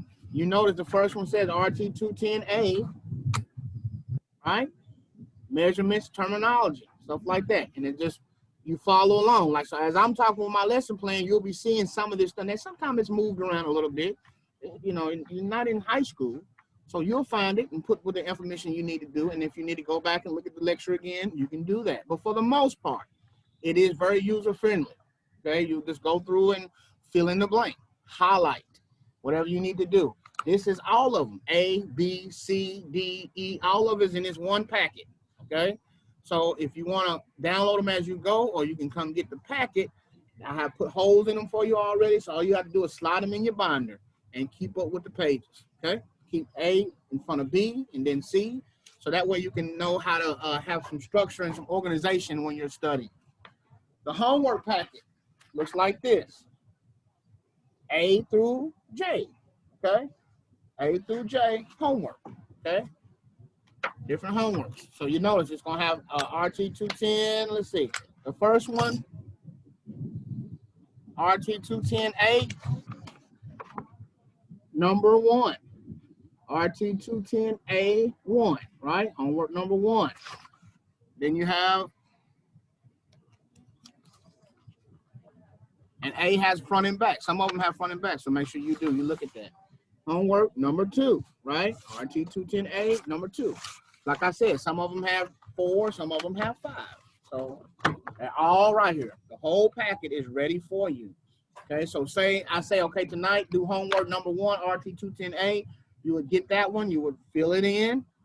If the questions are really close together, then write on another piece of paper. Don't try to cram in a bunch of words in between the lines, because I can't see it. And if I can't see it, I'm gonna start grading it.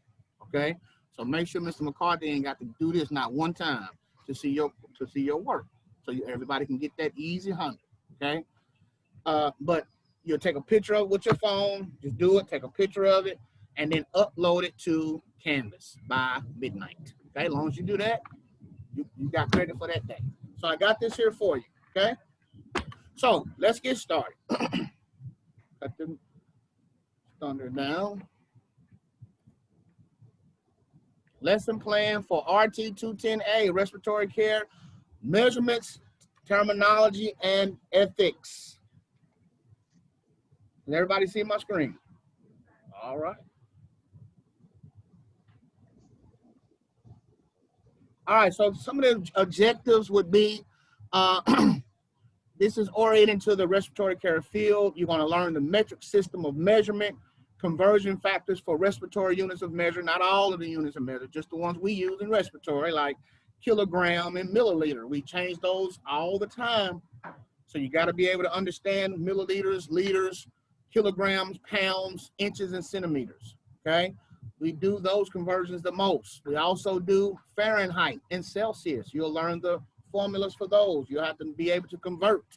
I may give you a question and I ask you, what is this in Fahrenheit? And you got to be able to know the formula in order to convert it. All right. Try your best to learn the formulas and use the formulas and not just your phone, because when you get up here to take that test, you won't have a phone. Okay. When you take that final, you won't have a phone. You'll have a calculator. And I give calculators. You won't use your phone for a calculator. I give these. We have several of these. You won't need a TI 99 and all of that. You just need a regular old school calculator in your brain. You got it. Okay. So I give you that, but you won't have that. You have to be able to know it. Okay. 2 terms before you guys, calculators were not in use. And when I was in school here, I graduated from Concord. All right. In 2008. We didn't have no calculators. And just 2 terms before now, they were not able to use calculators because the NBRC board exam did not allow calculators. So we didn't let you use them here. Everything was by hand, converting decimals to fractions and fractions to decimals and long division that you ain't did in God knows how long. You had to do it by hand. But thankfully they say, okay, now the NBRC says you can use a calculator when you take your board exam. So Concord said, okay, well, if they let you use it, we do it. But that could change. NBRC might say, yep, you know what, we decided we ain't gonna do that. Then we're gonna change, okay? Because what we do here is to prepare you for MBRC exam. Okay? That's the last test you got to take. Once you take that, you are certified or registered in the whole United States. And all you have to do then is go apply for a license in whatever state you want to work in. So if you're in Memphis, I recommend you get a Mississippi license, a Tennessee license, and an Arkansas license. That way you can work in any of them hospitals, but you can't have a Tennessee license and go work in Mississippi. Don't work like that. You got to have a license in the state you choose to work in. All right? All right. So make sure you're going to learn those, understand them now. Don't take them for granted because just because you did them a long time ago. Provide evidence of knowledge and understanding of school policies. We talk about the respiratory care practitioner's tasks. Describe the hospital organization and routes of communication within respiratory care.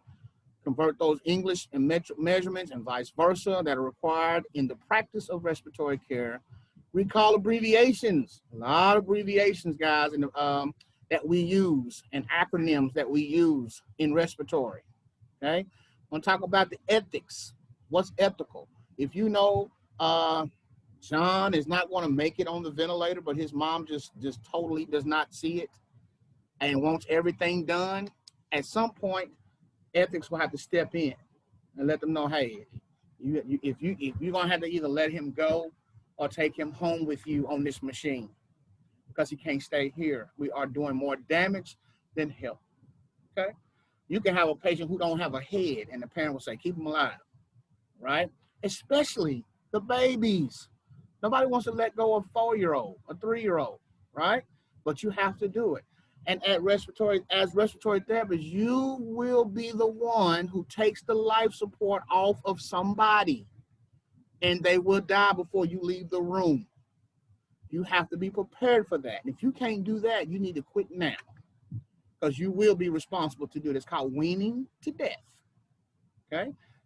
Family said, you know what? I'm done. So if you're working in pediatrics and it's the 3-year-old, cutest little 3-year-old you ever seen, have some type of kidney problem, some kind of lung problem, some kind of brain issue, and they're gone.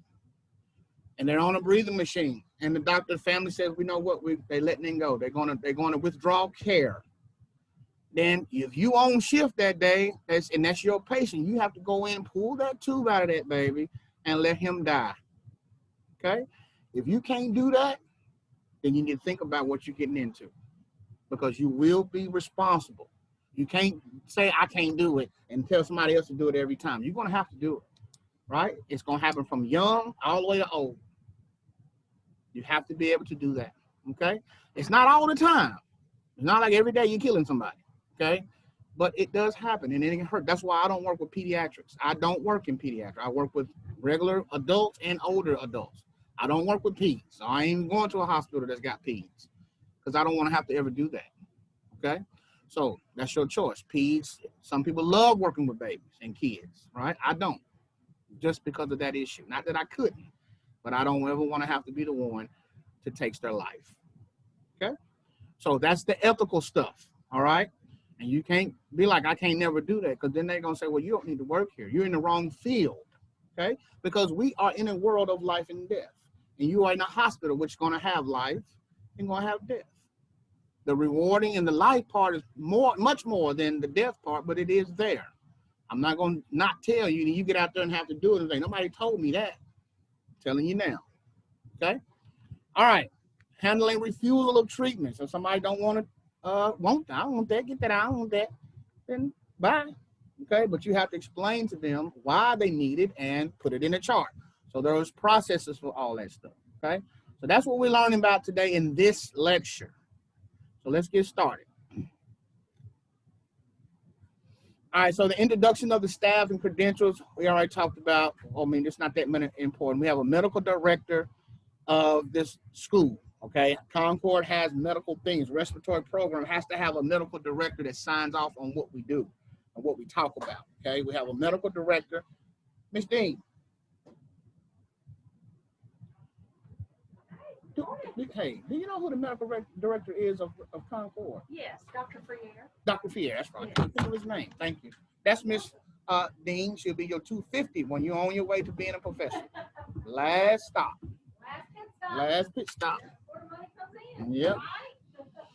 All right, so Dr. Fier, who's at the Regional One Health and at the VA, okay, he's the medical director of Concord, right? They have to have a physician to sign off on everything. If you want your own business in respiratory, say you want to open up your little respiratory where they come get treatments, they come get a little CPT, they can come get bronchial hygiene and make money. You can do that, okay? As an RRT, you can have a business as a respiratory therapist. You are considered respiratory excellence, okay?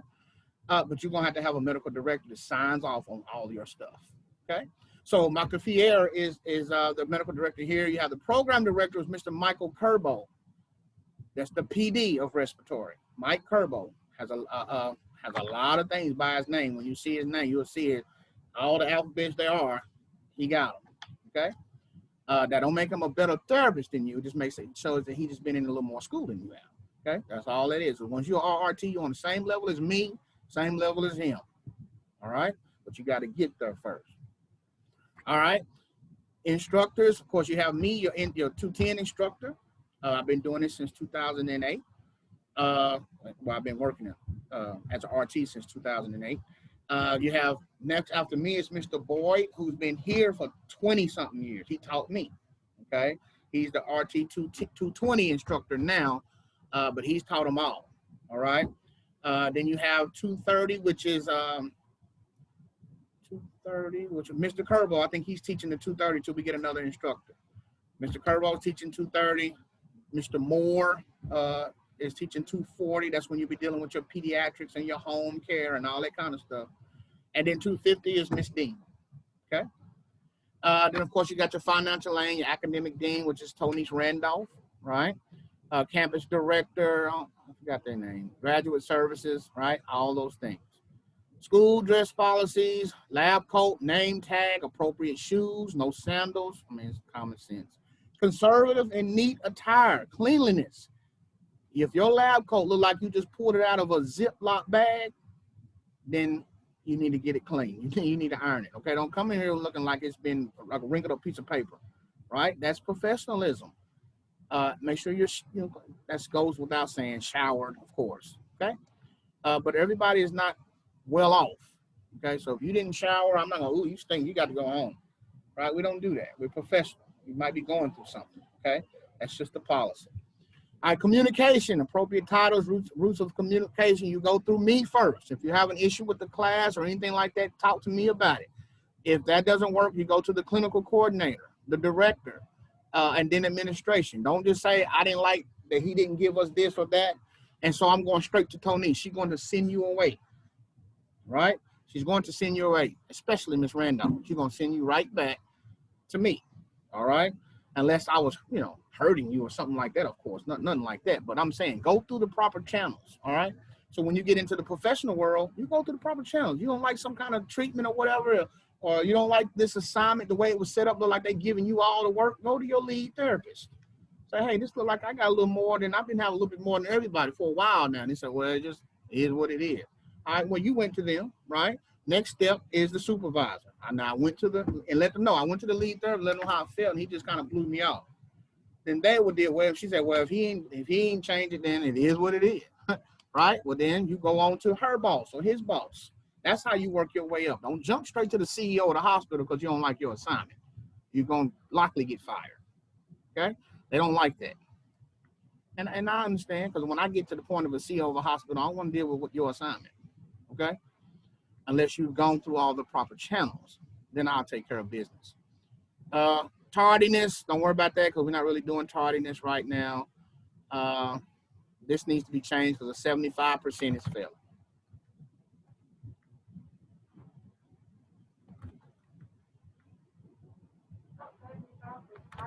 I'm sorry, below 75 is failing. Below 75 is failing. All right, here we go. Respiratory therapy organizations. I think that's in here. Here we go. Respiratory therapy organizations. We have associations that you need to know. AARC, they're going to ask you that on your oral exam, I promise you. AARC is the American Association for Respiratory Care. American Association for Respiratory Care. What do? They are responsible for promoting the profession. These are the ones that will go to bat for you in Congress. They go all the way to Congress for us. If they don't feel like respiratory is getting paid like we should be getting paid, they go to Congress. Congress makes that decision to change all the respiratory across the board in America. We need $5 more an hour. Well, then we push for $5 an hour. But you can't go to the Congress and say, y'all ain't paying me enough, right? They're going to laugh at you. But AARC will. But they fight for you when you become a member, right? So everybody in here, I'm telling you now, become a member of the AARC. It's $100 a year, and that's for staff therapists. They also have a membership for student respiratory therapists. Because let me explain something to you. When you get out of school, you're done with school, but you have to do what's called continued education credits, CEUs. All right, you have to get 10. In Tennessee, you have to have 12 CEUs a year. If they knock on your door and say, hey, where are your CEUs? Let me have them. You can't be like, well, I'm finna get them and all that. Say, no. Or if it's 2020, right, and you've been a therapist all year, 2021, they ain't say nothing to you. 2022, they ain't say nothing to you. And then they come mail you something and say, hey, Tennessee wants to see your CEUs for 2020. You got to be able to produce those. If you can't produce those, you are going to be suspended from working in Tennessee. And that costs money. Then you got to go get the CEUs. You got to reinstate your license. And all this time, you are kicked off the schedule at your job. Because anytime you do any therapy and you're not licensed by Tennessee, the hospital now is liable. So you let a patient find out you gave them a treatment and you ain't even licensed to work in Tennessee. Oh, that hospital is sued. All right. So they ain't playing with that. They rather lose you than lose their hospital. Okay. So keep up with your continuing education credits. Now, it costs money to get them CEUs. They may say, we're offering 10 CEUs to come to this seminar.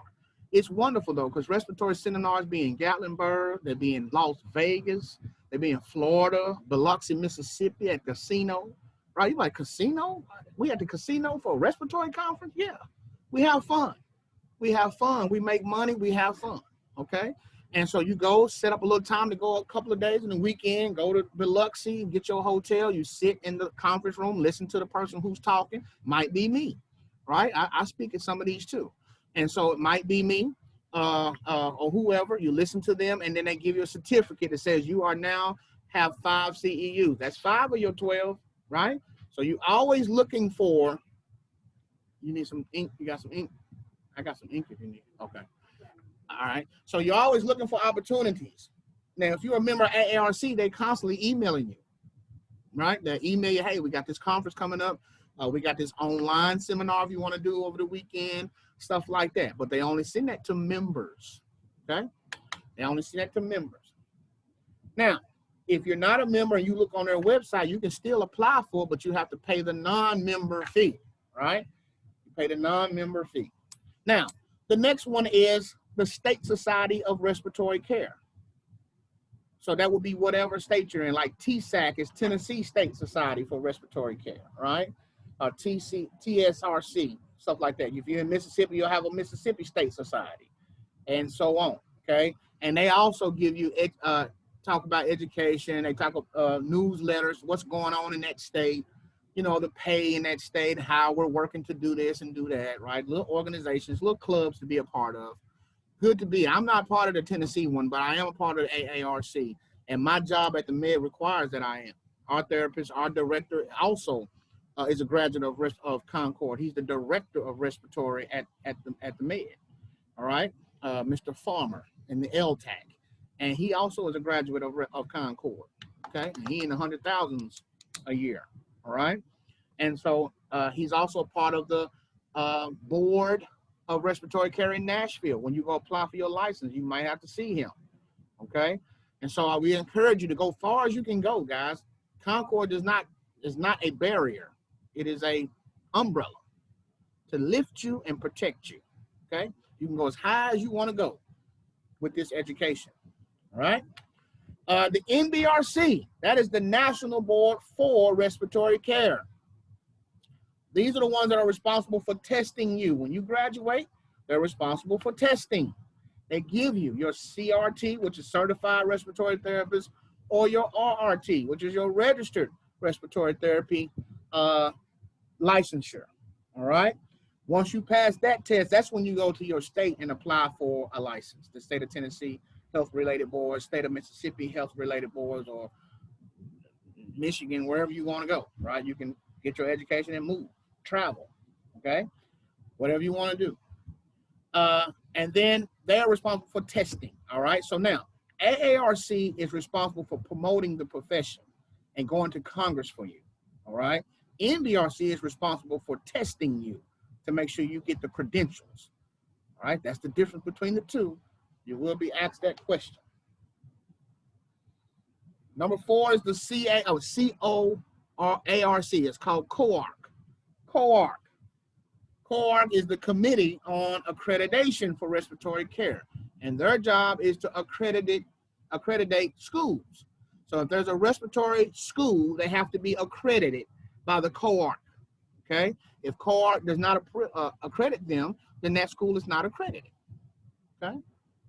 Concord was on probation not just a couple of terms ago from COARC because students were not graduating on time. And that's when you start gen eds, there is an expected date for you to graduate. And if you have to repeat a course, that's not on time. You might still pass, but you're not on time. And so that was becoming a problem, even though Concord has a 98% pass rate at the board exam, okay? So even though that, they still put us on probation because of that. So we had to show what we were going to do to improve that, helping students, you know, and making sure the right students apply. Because if you can't put the time in, you're not going to graduate on time, right? If you know you don't have time for this, then you're wasting your money, all right? And so we talk about those things, and then they took us off probation. So Concord never lost its accreditation. It just was on probation, but we're off probation, rolling full steam ahead, right? But that's what COARC does, and that's good because you don't want schools just teaching anything, right? I can't go make a Mr. McCarthy school for respiratory on my own, right? The state license and NBRC is not going to even let you sit for the test if you graduate from a non-accredited school, okay? So it's bureaucracy. Everybody got their hand in the mix. Hospital organization. A hospital's organization will be admitting. Of course, you know, you have billing and accounts. You have a section for radiology, nursing and RT, right? Laboratory has a section. Education has a department. Engineering, housekeeping, nuclear medicine, dietary, pharmacy, and physical therapy. All these are different organizations within the hospital, okay? It's broken down. Now, in the respiratory care department, we have an organization within our own department. Let me make this a little bit bigger. All right? We have organization in our own department. We have a medical director, which is Dr. Fier, okay? Even at my hospital, because he's at the med. But it depends on where you are. You have administrative director, then you have your supervisors, secretary, equipment personnel, education coordinator. Then you have your therapist, either your registered or your certified therapist, right? And we have, as therapists, priorities, okay? Now, back in the day of the pager, you might have got a page for something going on in the hospital, all right? Now, this number 7 is the order in which the task and priorities must be followed. You will have a question on your test that says, list the priorities in order. And they're going to say, you know, A, D, and B will have a choice, C will have some, and you got to know which one is right, all right?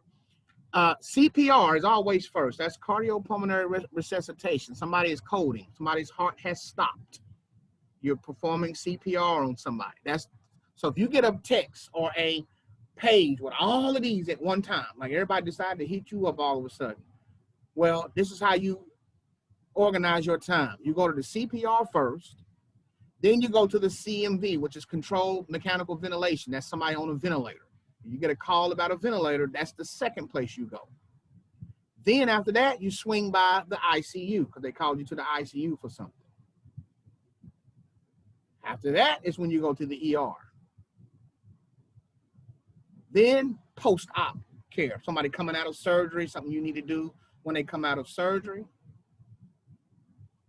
Then that's when you swing by somebody who needed a little oxygen or aerosol treatment or therapy, right? Then you'll look at the hyperinflation patient. Go answer that call.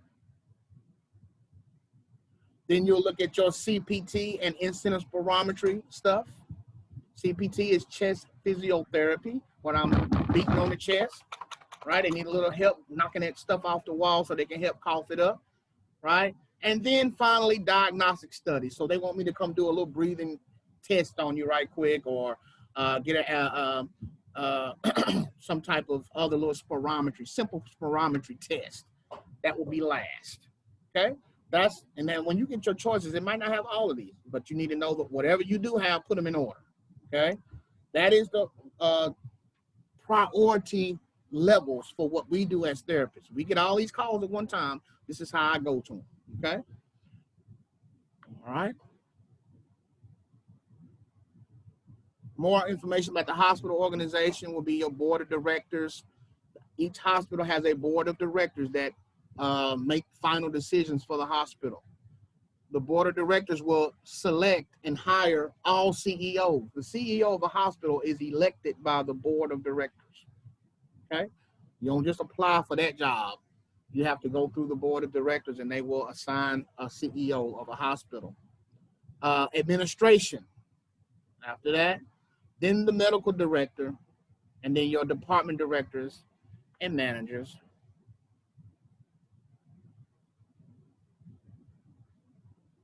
All right, quick review. The words cold blue, of course, is when somebody is coding or a heart has stopped, right? Cardiac arrest. A heart has stopped, we are doing CPR. That's most hospitals, they call it cold blue. Some places may call it something else. I think St. Francis used to call it Harvey team. The Harvey team is needed in forfeit. That means somebody is dead, okay? Because when cold blue is going on, that means you died. All right, your heart has stopped. When it stops, you're dead. And we're in there trying to get you back, okay? That's why it's so important to take BLS serious, because when it's your time to get on the chest, everybody's in the room watching you. And if they see you clearly don't know what you're doing, they want to get on you about that and make you move out the way, because this person is dead and they're trying to bring them back, okay? Then you have your, of course, your medical director is the doctor that oversees all of the clinical aspects of the hospital, right? Then you have your AARC. We say AARC is the American Association for Respiratory Care. That's the AARC. And the NBRC is the National Board for Respiratory Care. And then you have your state organizations. Remember, the AARC is responsible for what? Promoting the profession. Good. Promoting the profession. Anybody online, whenever I ask a question, you can chime in anytime, okay? NBRC is the National Board for Respiratory Care, and what they're responsible for? Testing and giving you your credentials, right? RRT or CRT. Now, that's not the only credentials that NBRC gives. Once you become a RRT, you are eligible to sit for other credentials, like advanced adult critical care, right? That's a whole nother little ACCC on your shirt that you can have, okay? Sleep sonography. If you want to take the sleep test, you can take the test for that and qualify as a polysomnographer. Because any respiratory therapist can go into polysom, but any polysom can't go into respiratory, okay? Because of our background, we're eligible to sit for a polysom test. But people who are in the sleep program, they can't just go sit for a respiratory program, okay? They focus only on sleep. But since we deal with sleep apnea so much in respiratory and what's going on with the gases in the body and all that, we can go and learn some more about sleep tech and then take the test and be a RT sonographer, okay, which is more money, all right? You can get that. You can get a specialized stuff for working with pediatrics. You can get, I forgot what it's called, but there's a special little credential you can get working with peds. So it's a lot of stuff. You ought to go online tonight, look up AARC, look up the NBRC, and just kind of see what all they offer, see how it looks. Okay, it's very interesting, and it should make you very excited to be a part of it. Okay, don't forget how to chart. Well, as a student, you'll be charting under the therapist, right? Once you get into clinicals, you'll be using their login, so make sure you chart correctly, and they should be checking on, because if that case goes to court, they ain't looking for the student. It's going to be looking for the therapist whose name you charted under. Because when you go to court for something, it won't be no time soon. Mr. Johnson died in 2020. It might be 2025 when they decide to sue the hospital. You ain't going to remember what you did to that patient at that time. You don't remember if you had a student that day or not, right? It's all about what you put in that chart. If you don't chart it, it didn't happen. Okay? I don't care if everybody saw you. Legally, if you do not chart it, it did not happen. Okay, so you have to chart thoroughly in the notes and all of that. Okay, and then again, the CPR, the triage, you go to CPR, CMV, then your ICU, ER, TX means treatments, like breathing treatments, right? Treatments, and then oxygen therapy. That will be the basic priorities that you do. Okay.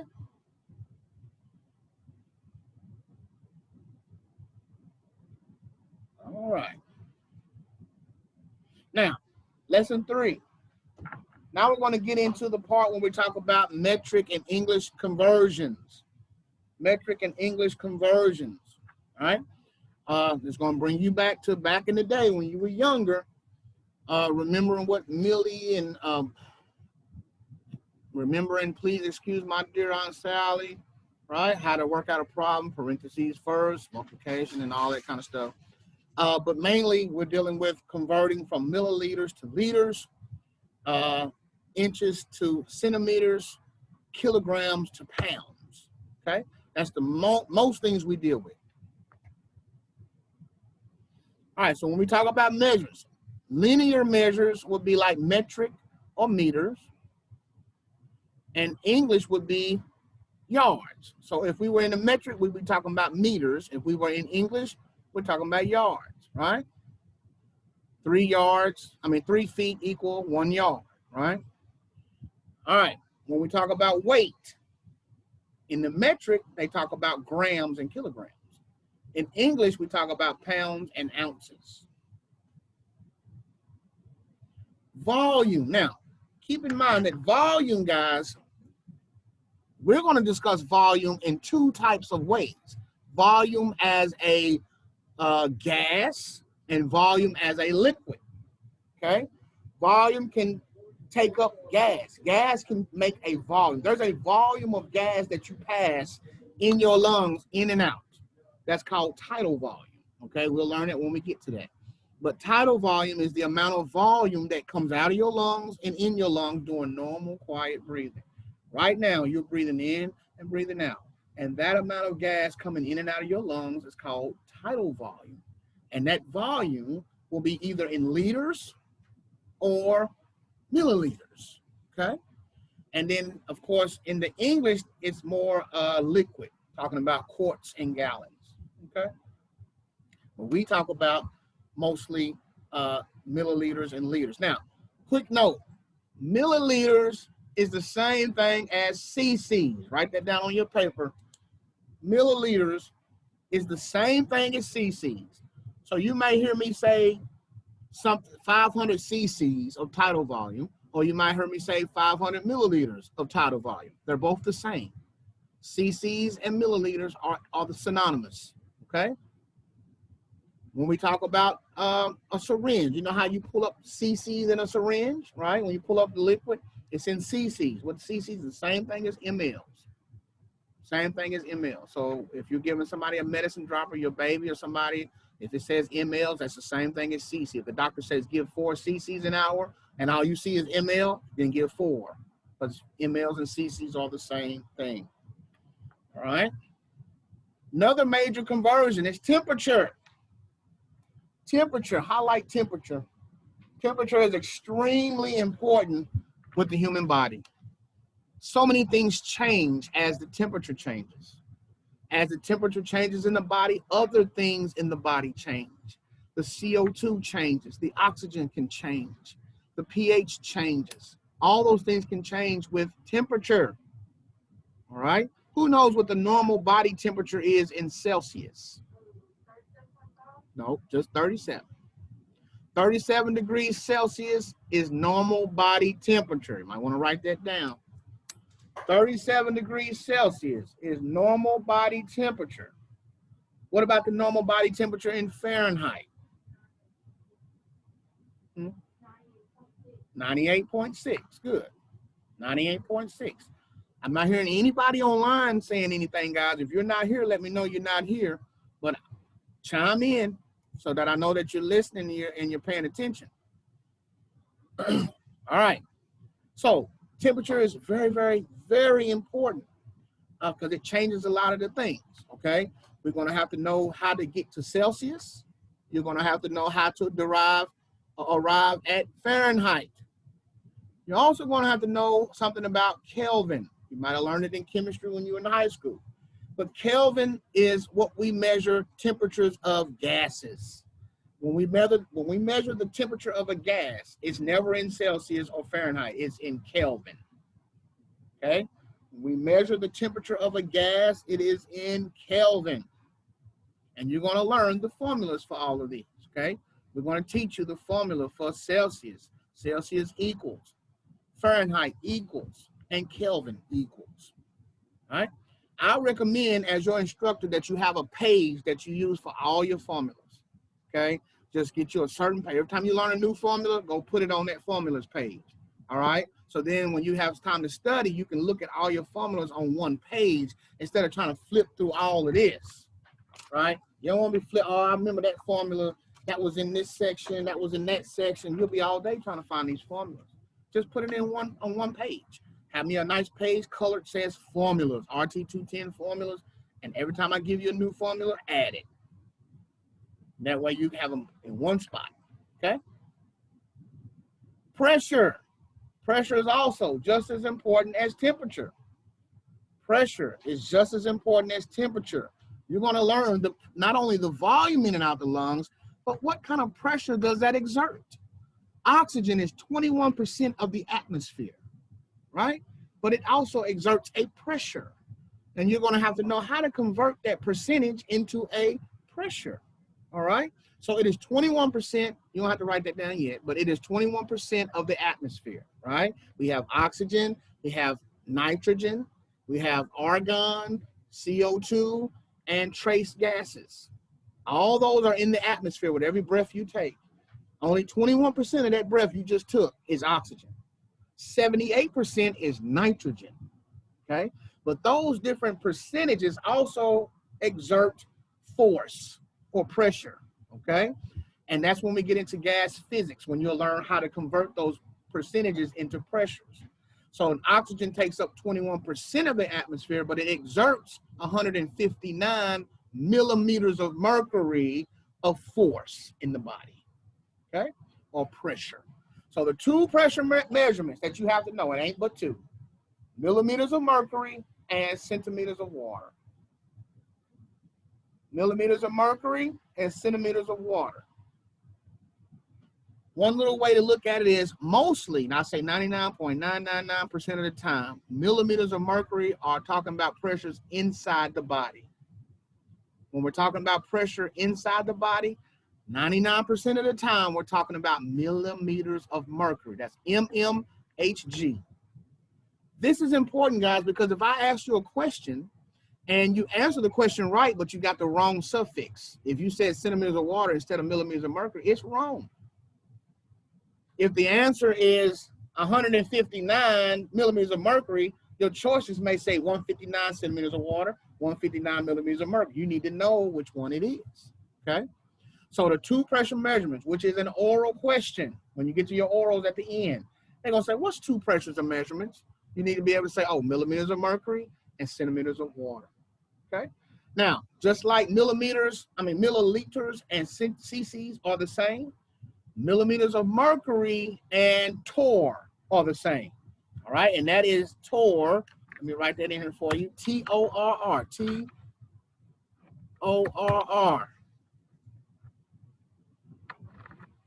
Torr is the same thing as millimeters of mercury.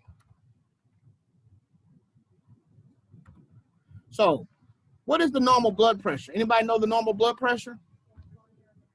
120/80. And that pressure is inside the body. So what's the suffix for that one? What's the pressure suffix? 120/80 what? What did I say? MMHG. HG. There you go, millimeters of mercury. So I said the pressures that are inside the body are millimeters of mercury. They're represented as millimeters of mercury. Well, I can say 120/80 millimeters of mercury, or I can say 120/80 torr. Okay, they're the same. Torr and MMHG are the same.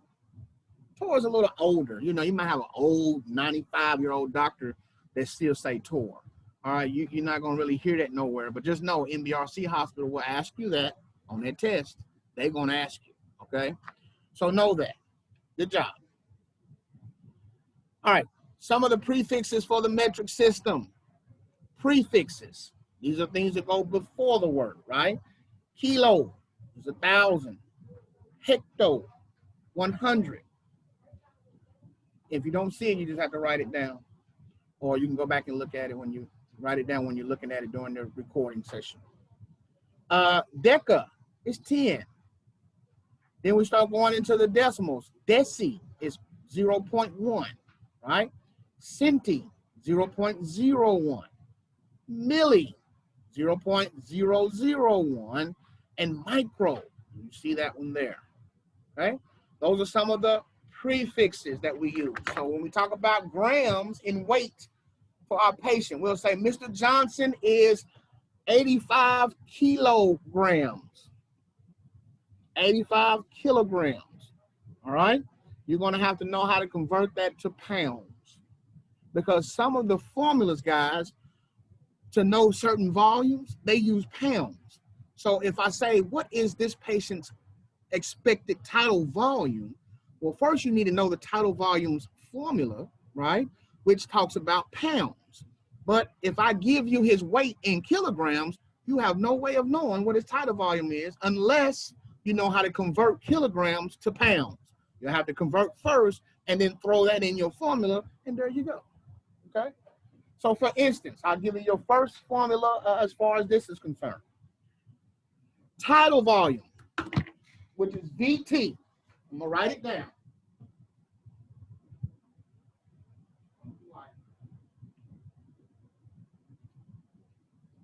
Tidal volume, which is VT. This is the formula for tidal volume. Can y'all see my board as well as the screen or on your computer? Can you see the board behind me on your computer? Okay, is it, let me stop the share so it's big. All right. Here we go. Tidal volume is known as VT.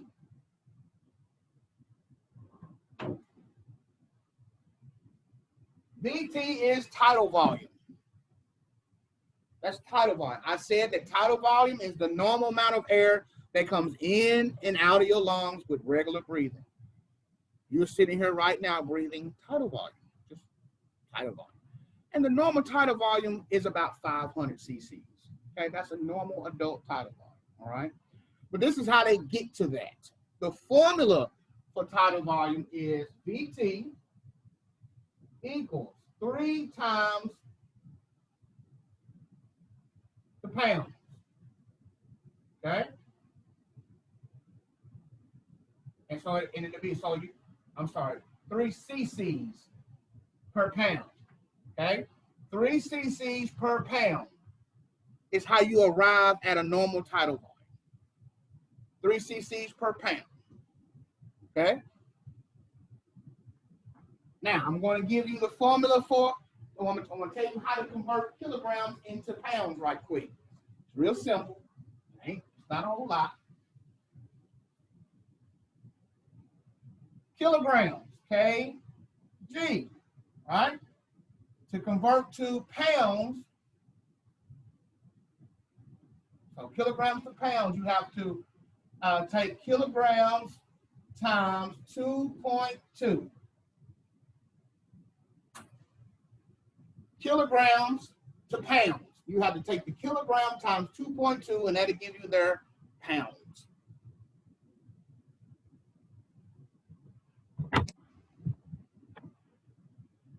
All right. Now the formula for tidal volume is 3 cc's per pound. Okay. So question number 1. If I said Mr. Jones is 75 kilograms, what is his tidal volume? Give some time to work it out, and then you can, if you need to calculate, let me know. I got somebody. What is his tidal volume? If Mr. Jones is 75 kilograms, then what is his tidal volume?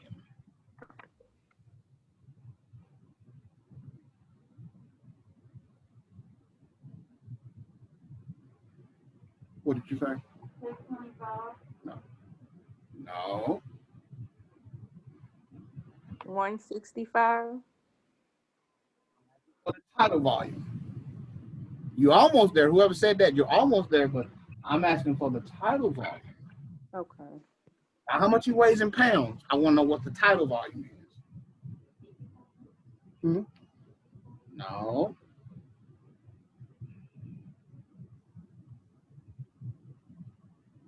Tidal volume is 3 cc's per pound.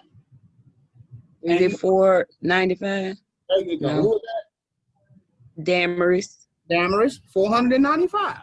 So his tidal volume would be about 495 mLs or cc's. And how we found it, we said, okay, tidal volume is 3 cc's per pound. And so we have to first find out how much he weighs in pounds. I gave it to you in kilograms. So 75 times 2.2 is 165 pounds. So 165 pounds times 3 is 495. That's how we got that. I was thinking you put 75 pounds, that's right, that 2.2. No, 75 kilograms. I'll just do one more. We're going to keep on going. Make sure you have that tidal volume formula somewhere on your formula page. All right. That's how you convert to kilogram. All right. Let's see. Miss Smith is 98 kilograms. What is her tidal volume? Give everybody a little chance to figure it out, then I'll start asking what you think. 95 kilograms. 98, I'm sorry. She is 98 kilograms. What is her tidal volume? Now, if you get your answer in the chat, you guys can go ahead and put your answer in the chat. But put it privately to me. Because if you put it, everyone can see it, and if they don't know it, they just copy what you said. I want to make sure everybody knows it. All right? But privately chat it to me. Okay, Ms. Thomas got an answer. Scott has an answer. If I get 3 or 4 answers, I'll work it out. Put it in the chat, privately to me. All right. Kyla has an answer. They all looking the same, so I'm assuming that's right. Oh, my bad.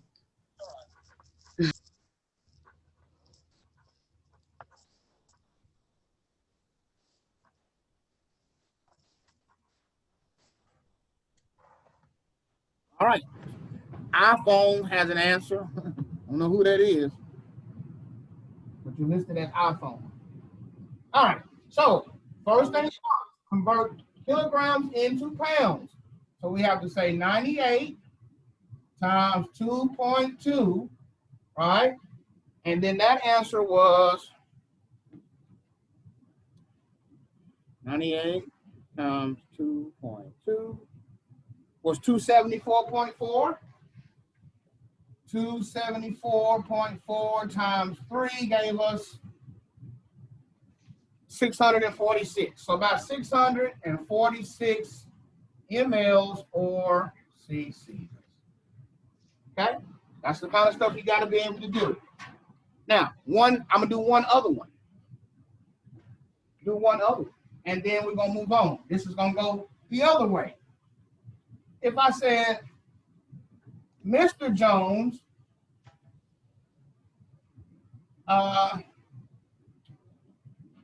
is 250 pounds, how many kilograms is he? Write it in the chat.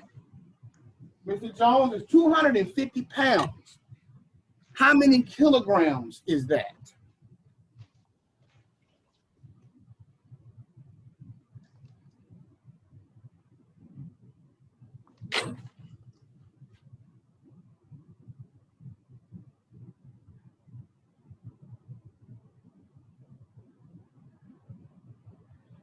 Good, Kyla. Is it Kyla or Kayla? Kayla. Ashu? Oh, I'm sorry. Kayla, I'm sorry. Good, Kayla. Good, Isaac. I want to know how many kilograms that is. Somebody just put kilogram. I need to know how many kilograms is that. Good, Miss Scott.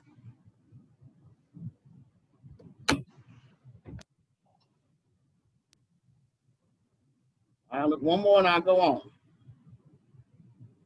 No, not 550. We're going now from pounds back to kilograms. All right, so the answer should be, like most people said, 113. 113 kilograms.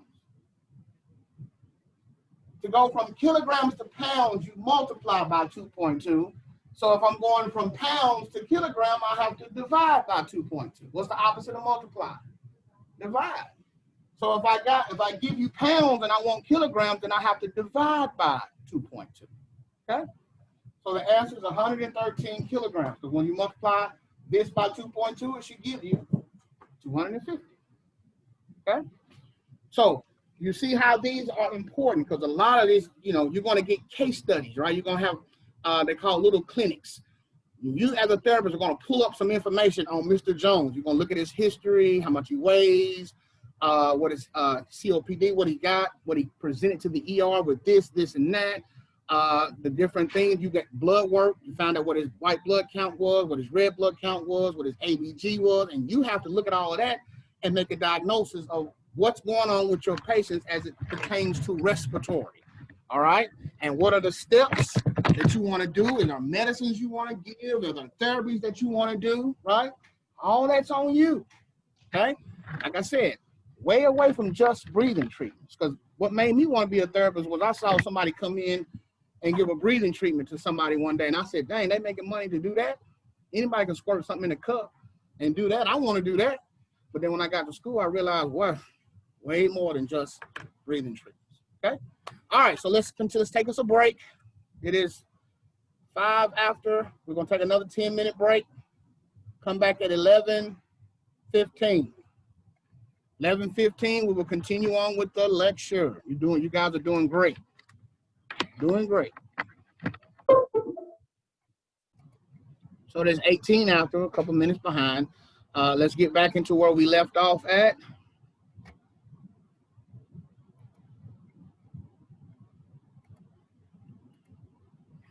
All right, so we were talking about how important it is for understanding the difference between the kilogram and the pounds.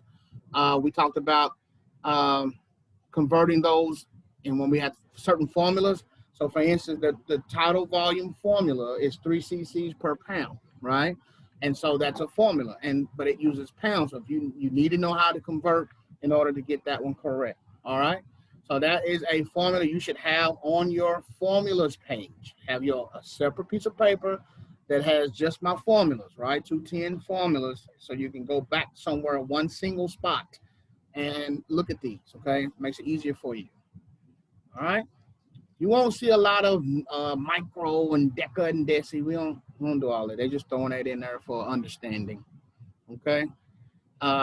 Measurements, when we talking about measuring something, of course, linear things, you either have inches and a foot, like, so 12 inches is 1 foot, 3 feet is a yard, okay? Reason why that's important, because when we measure somebody, how tall they are, we use inches, okay? So we'll say the person was 60, if a person is 60 inches, that's 5 feet, okay?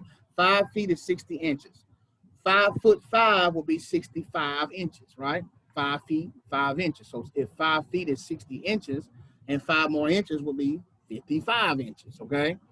That's how you have to do it. That's important because basically, even though the tidal volume has 3 cc's per pound, the amount of volume in the lungs is mostly, they got the books ready? Okay, the amount of air in the lungs is mostly set aside for length, okay? So don't get that confused, because somebody who is 7 feet tall will have more air in his lungs than somebody who is 4 feet tall. It doesn't matter if the 4 foot tall person is 700 pounds, right? And the person who's 7 feet is 100 pounds. The longer the lungs, the more space for the gas to be there, okay? Because they're longer. So it's anatomical, not necessarily the pound. So, but when they do the tidal volume formula, it is 3 cc's per pound, just to give you an average, okay? It just kind of gives you an average. But it's mostly the length of the lungs, okay? So when we measure height and somebody's 5'5", that would be 65 inches, okay? They do it in inches, right? The 3 feet, of course, is a yard. We don't really deal with that at all. Of course, you know 16 ounces is a pound. Sometimes we do deal with that with babies. It might tell you how much they are in ounces, but mostly it's kilograms. All right, volume. Liquid volume, 32 fluid ounces.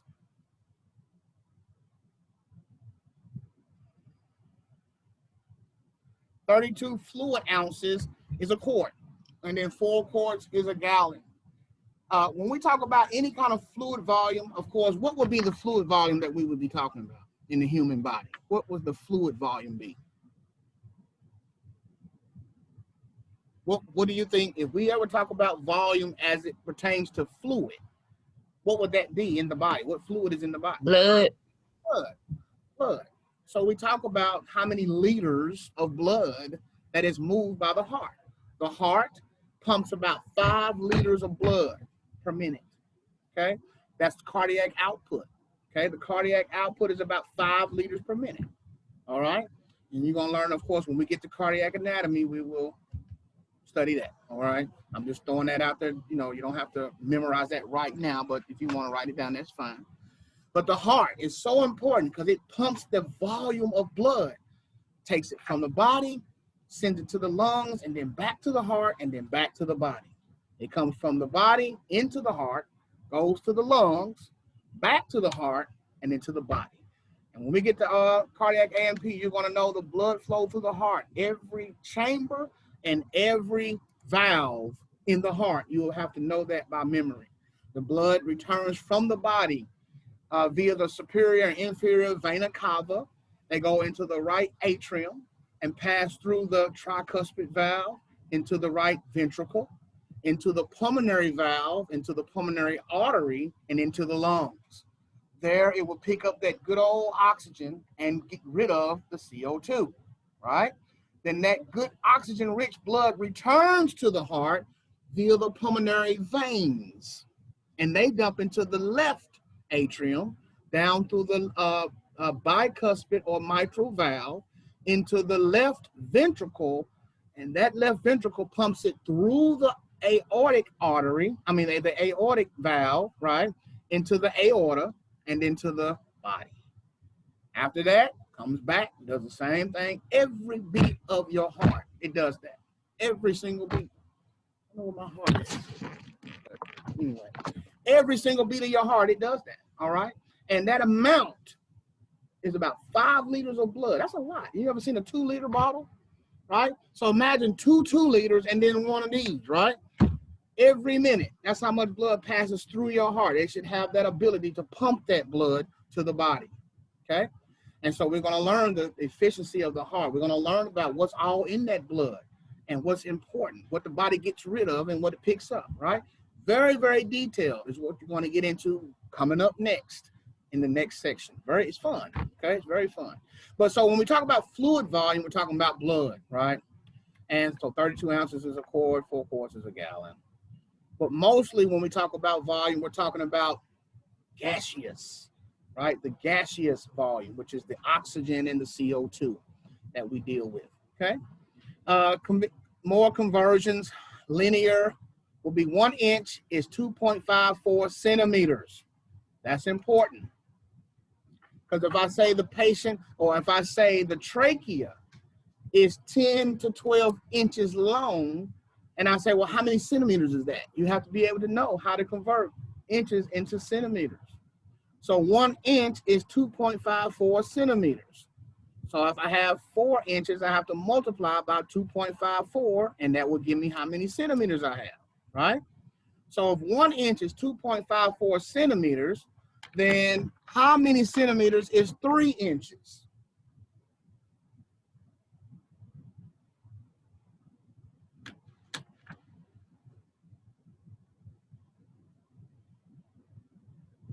If 1 inch is 2.54 centimeters, then how many centimeters is 3 inches? Put it in the chat.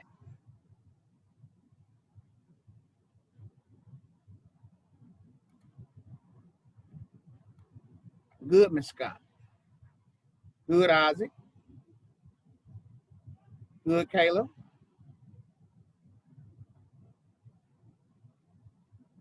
.62, guys. 7.62. Good. For all that you chose that one. You just multiply by 2.54. Okay, that'll give you the centimeters. So in order to go back, if I said 7.62 centimeters is how many inches? Well, you would divide by 2.54, right? And that will give you back to 3. Okay, so that's how you have to do. So you need to know how to convert kilograms to pounds and vice versa, right? You need to know how to go from inches to centimeters and vice versa, right? Let's look at what's next.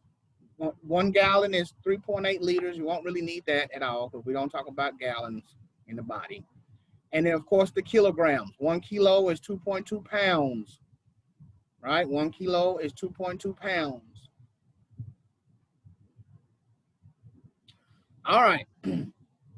This is another one that kind of trips people up. The temperature, Fahrenheit and Celsius. Fahrenheit and Celsius can be kind of tricky for our students. Let me see something. I'm going to go back. Hold on. Okay. I'm going to finish up the Fahrenheit and Celsius and Kelvin today, and I'm going to stop there. And then for the rest of the time, I'll let the ones that are here go get their books. If you're at home, your books are here. You can come on and get your homework assignments. You can get your note-taking guide. Yes.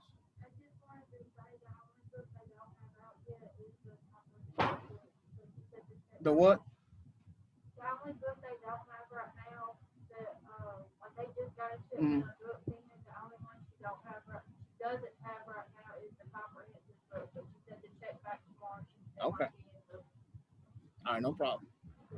So yeah, I'm gonna finish up these conversions for temperature, and then you guys, I'm gonna stop the recording. That will be the lecture for today, and I'm gonna put in a attendance assignment for tonight, which will be simple. I came to class today, and you just answer it yes or no, and that will be your attendance for today. Okay, I'll put that in once class is done. I will also am I recording? Okay, I will also record this. It's already been recorded. I will upload this evening as well. So you'll go back and it'll be today's date. It'll say live lecture 10/12/2020. Okay, and it'll be in the module so you can go back and look at it. All right. All right. So yeah, I'm gonna do this, stop, and then you can go get your books. Anybody who's wants to come into today to the school, you can come and get your books. All right. If you need your uniform, stuff like that, come on and get it.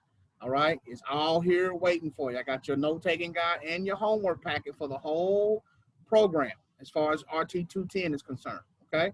All right. So Fahrenheit, the formula for Fahrenheit is 9/5 times Celsius plus 32. Now, if I look at that, if I say 9 divided by 5 is also 1.8. You can use 1.8 instead of 9/5 if you want to, okay, if it makes it easier for you. All right, so let me put a few of these on the board over here. Fahrenheit equals, if I want to know what Fahrenheit is, I have to do 9/5 times Celsius plus 32, or 1.8 times Celsius plus 32. Okay, so Fahrenheit equals 9/5 times Celsius plus 32. Now, normal body temperature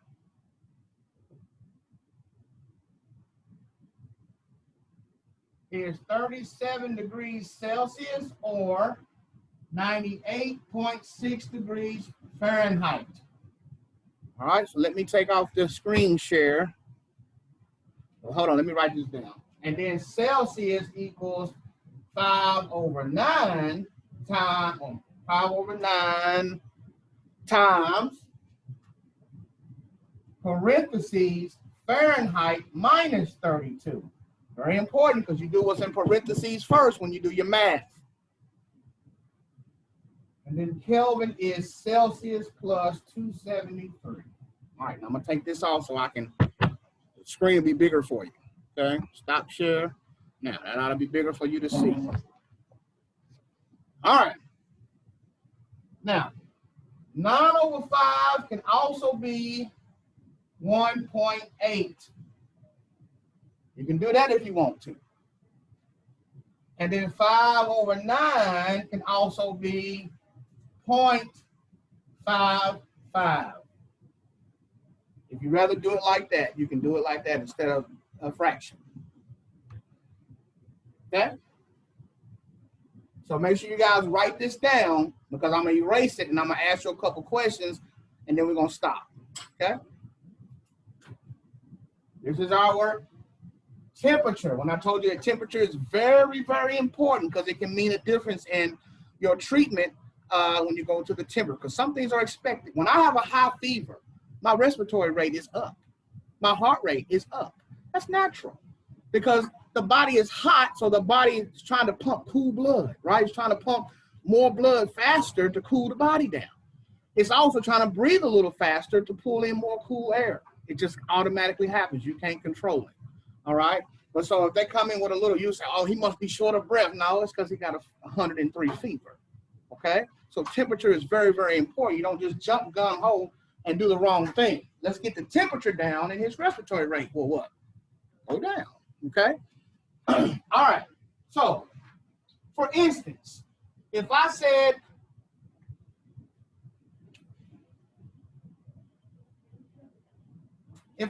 what is, let's see, Mr. Jones is 39 degrees Celsius equals what Fahrenheit? 39 degrees Celsius is what Fahrenheit? Work that out and you can put it in the chat.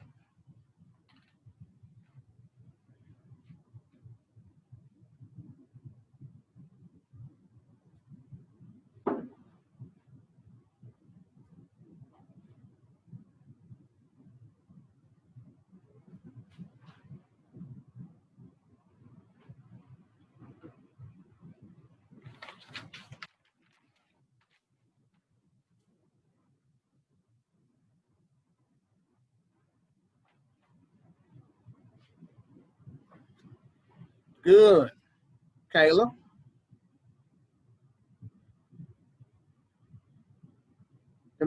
How you say your name? Is it Demarius? Damaris. Damaris, that's right. Miss Thomas, that's right. Isaac, that's right. Answer is 102. So he has 102.2 fever, right? So this is 102.2 degrees Fahrenheit. Excellent. All right, what about this one? What is 101 degrees Fahrenheit as Celsius? 101 degrees Fahrenheit is what in Celsius?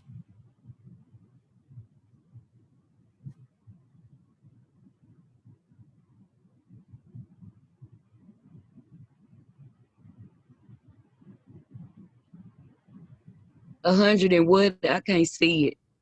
101 degrees Fahrenheit. Okay.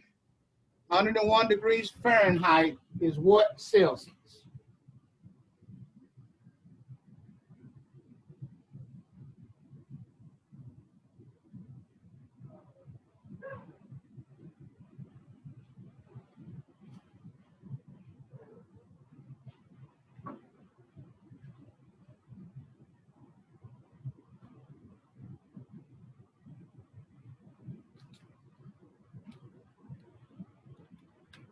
I think mine wrong.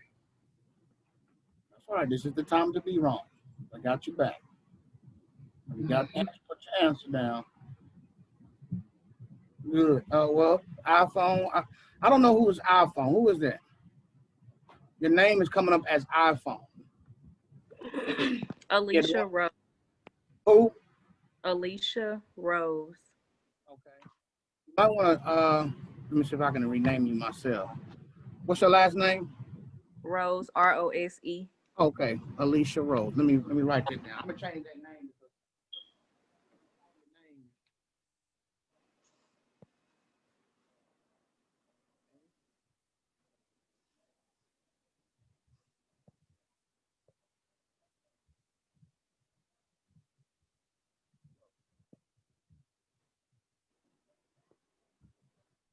There we go.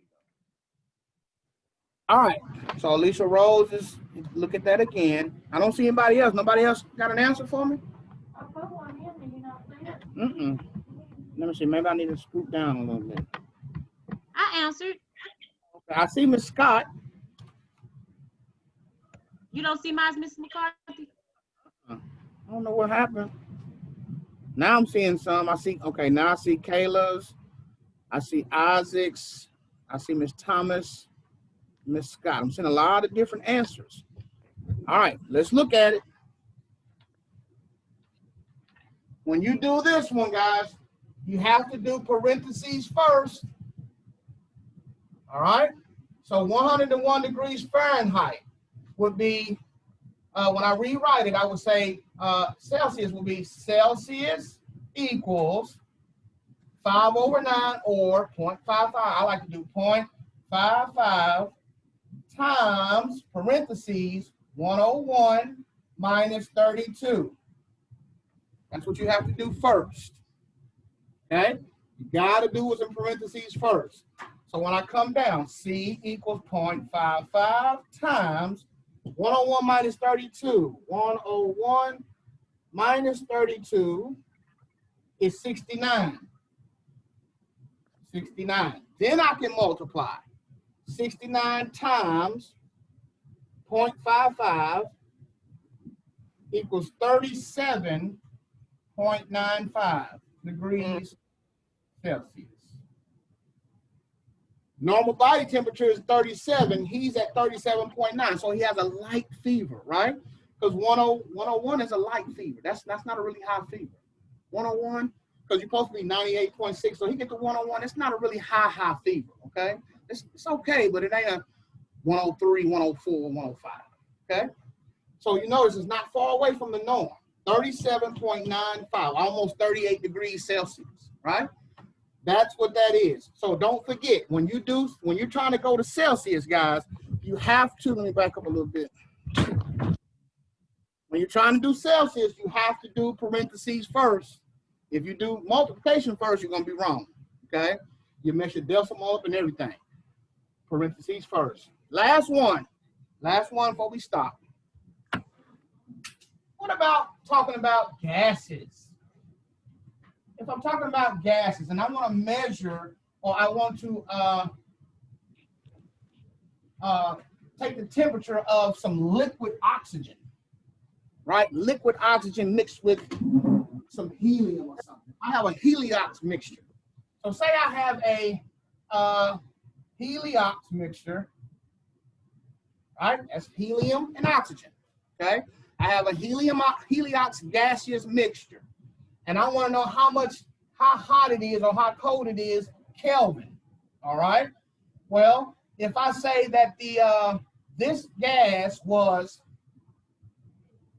230, if I say it's 120 degrees Fahrenheit, what is that in Kelvin? Couple of steps with this one. The heliox mixture measured at 120 degrees Fahrenheit. Well, what is that in Kelvin? So there's a couple of steps with that one, and we're going to be through for the day and let you come on and get your stuff.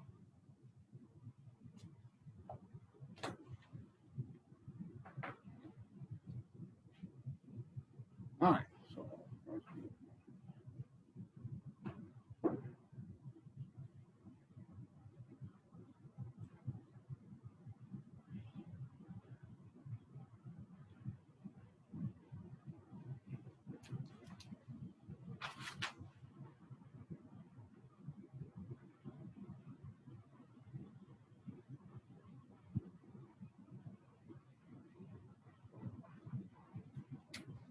All right, let's see what you got going down here.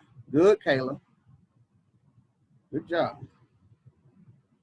Alicia, you're kind of close. You're a little bit off, but you're on the right track. Oh. All right. Damaris, good. Miss Scott, good.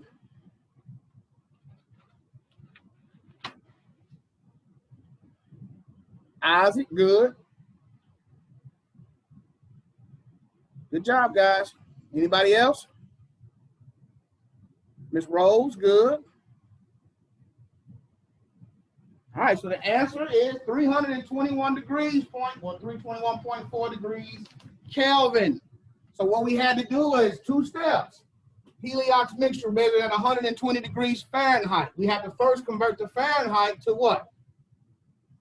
Celsius, because the formula for Kelvin is Celsius plus 273. So we first got to make this into Celsius and then put it in the formula. I forgot what I put, but 120 degrees Fahrenheit is 321.4 degrees Kelvin. Because all gas is measured in Kelvin. All right. Good job today, guys. After I'm about to stop the recording now. That is day 1. We are complete. The only homework you have for tonight, I'm going to put in the Canvas in a minute. It's going to say today's date. It's going to say attendance homework 10, 12, 20, and you're just going to answer a question, one question, and that's going to be it. All right, that's going to be it for your homework. All right. Other than that, those are not here, come on to the school if you can. Your uniforms, if you're supposed to get uniforms, the uniform people are here. The books are here. Your homework and your note-taking guide is here. It's good opportunity. If you can spare any time to come and get this, guys, come on and get it, because class don't end till 1. I'm letting you out at 11:45. So that's giving you some more time to come on up here and get that. I'll be here till about 2:30, 3 o'clock, okay? So, but you don't have to have me to get your uniform or your books, but you do need me for your note-taking guide and your homework packet, okay? Tomorrow we will start again at 8 a.m. and we will go into the abbreviations, talking about tracheostomy, tracheo, bio, all those abbreviations and prefixes and suffixes that you're gonna have to deal with in RT 210, all right? This first unit is an easy unit, guys. This ought to be an easy 100 for you to keep you, start your career. All right, this is an easy one. When we get to B in the cardiac, it becomes more arduous. but it's more rewarding because it's fun. Learning that stuff is fun to me. And I assume to you if you chose respiratory. Okay, so I look forward to seeing you guys tomorrow. You can email me if you need to. Tomorrow we also will be doing tutoring. Starts tomorrow, so if you want to log in at 2 to 4 and go over something you need to go over, that's fine. If you don't think you need it quite yet, well, most students don't need it yet, but I'll be available. Okay, I will be on. So if you need to come today, come on and get your stuff. I'll see you guys tomorrow.